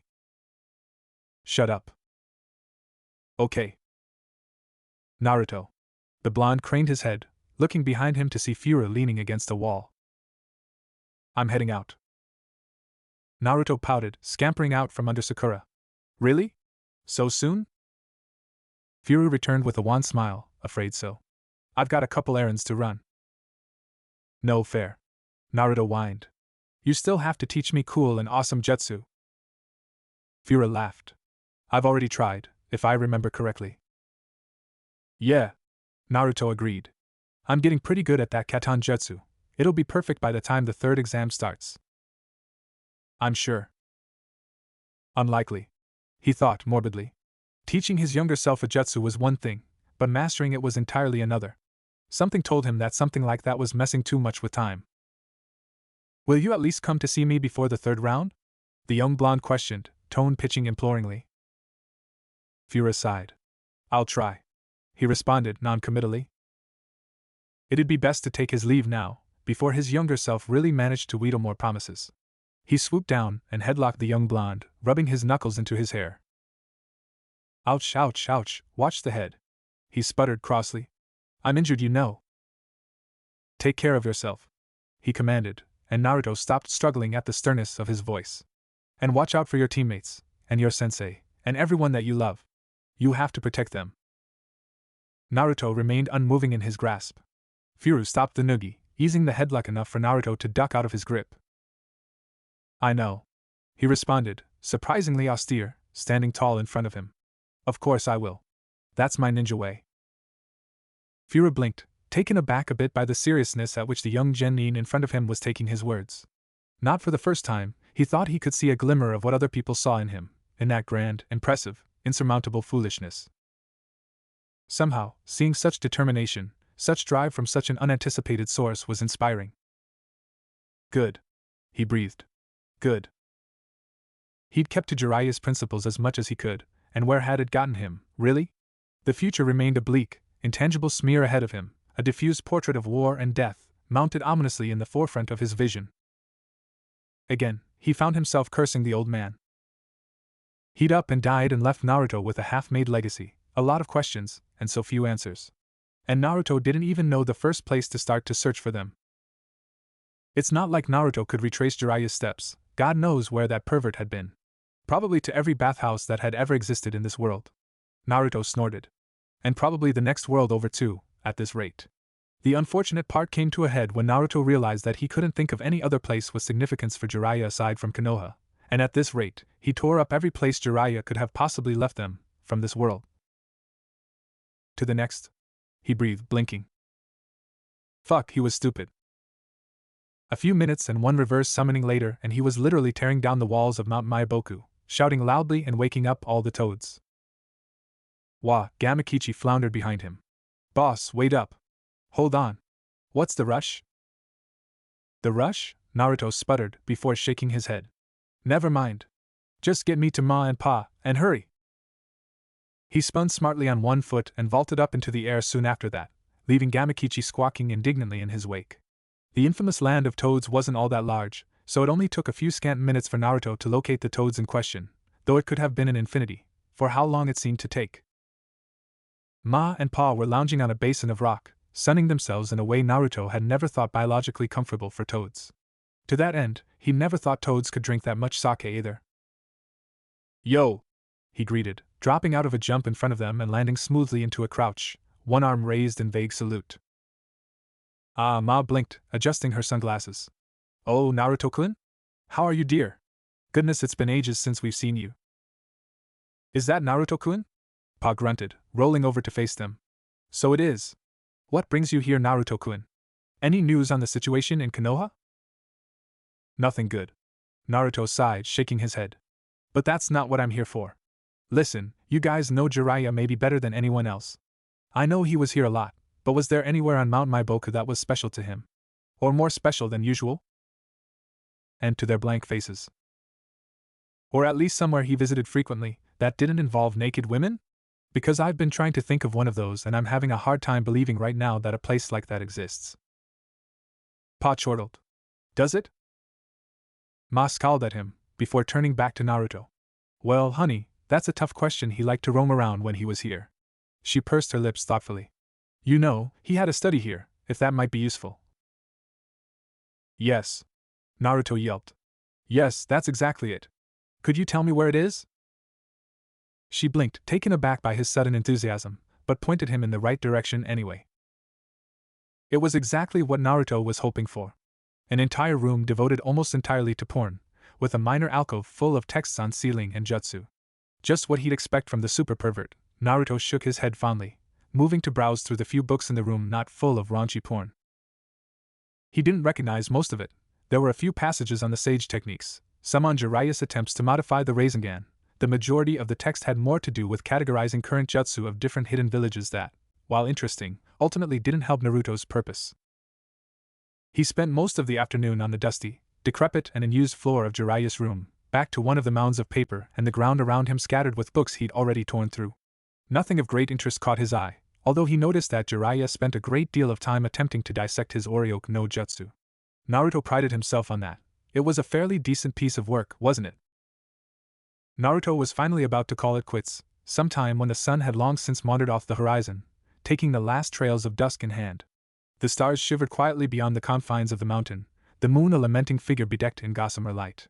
Ma had come in a little while ago to light an oil lamp for him, casting the room in a diffusion of almost foreboding light. Frankly, it was starting to hurt his eyes. He stood to move for bed, yawning, one hand ruffling the hair at the back of his head. He moved to cover his mouth, and in the process knocked over an entire stack of papers.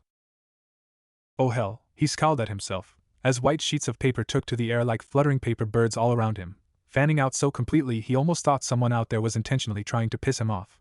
"Ma's gonna have a fit," he sighed, moving to at least attempt to clean up the mess, when a notebook with time caught his eye. Time. Time. He blinked, and then vaulted over towards it, therein ruining the room further. At this point he didn't care though, almost destroying the flimsy and worn parchment of the book in his enthusiasm. At first, the pages were scrawled through with the relative theory Jiraiya had spent the first few months preaching at him. Naruto vaguely remembered most of it, scanning through it in a feverish manner. His heartbeat tripled when he finally got to more familiar pages, covered with symbols and runes that caught his eye, some of which he even knew by muscle memory. But the familiarity of the book was lost after that. Naruto was stunned to find that he actually didn't know most of this. Which was odd, considering he had a great deal in the hand of their time traveling of them he made himself, with little or no input from Jiraiya at all.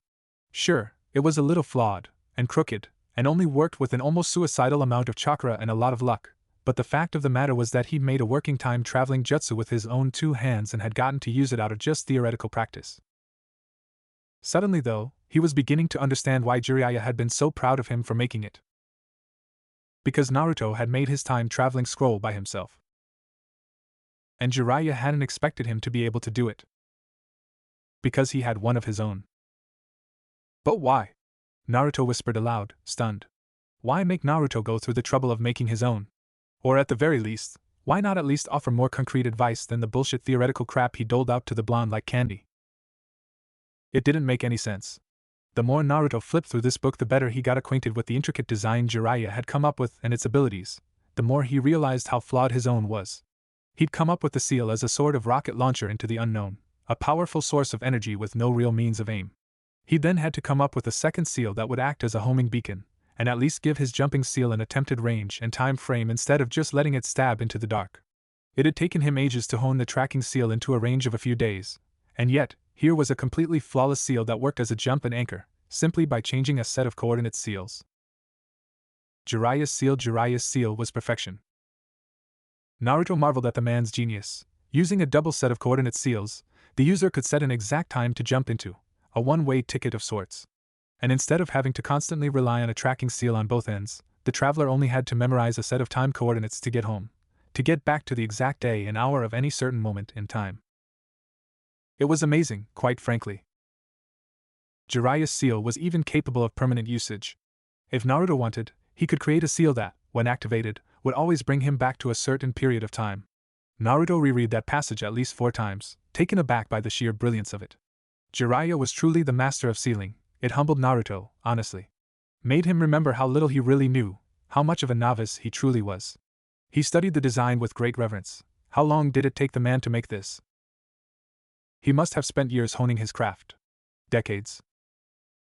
It gave Naruto pause. Why? Why expend so much effort on a theoretical subject most believed impossible?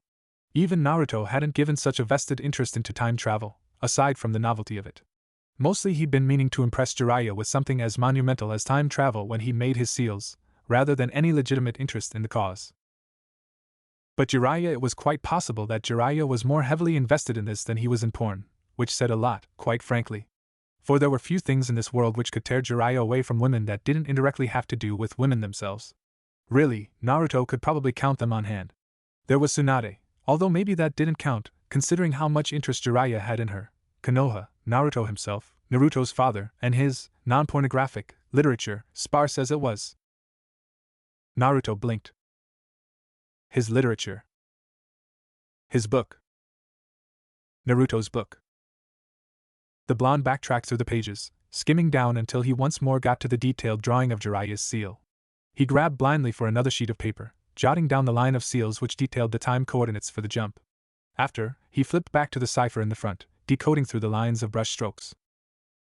Finally, once he'd finished lining the dates up, he sat back and blinked. It was a date of absolutely no significance to him at all. Huh. He deflated. He'd thought. He'd read his namesake book so often he'd memorized most of it, even the ending. Jiraiya had penned a brief and vague homage to the real Naruto, and all the heroes in the story. He'd even listed the date in which he'd first thought on writing the story, the date he'd left them. And this wasn't it. Naruto stood then, ignoring the cramp in his legs from sitting in the same position, and opened the door to the study. "Ma!" he called. "Pa!" A quick look to his watch told him the world around his was probably dead asleep. The lamp Ma had left was left on its last few drops of oil. His eyes caught on a drawing on the wall.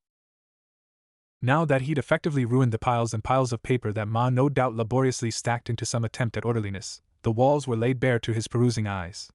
Jiraiya clearly had no personal regard for the walls and furnishings, because he'd taken a pen to almost every surface in the room, scrawling unintelligible notes, and in some cases, really lewd depictions of compromising positions, all over the room. Even on the ceiling. But this one caught Naruto's eye. It looked as if he'd expended the effort of wiping off his prior work to make room for it. It also looked a lot like. Naruto ducked back down for the book he'd left on the floor, flipping briskly through the pages. It looked a lot like the seal he'd drawn,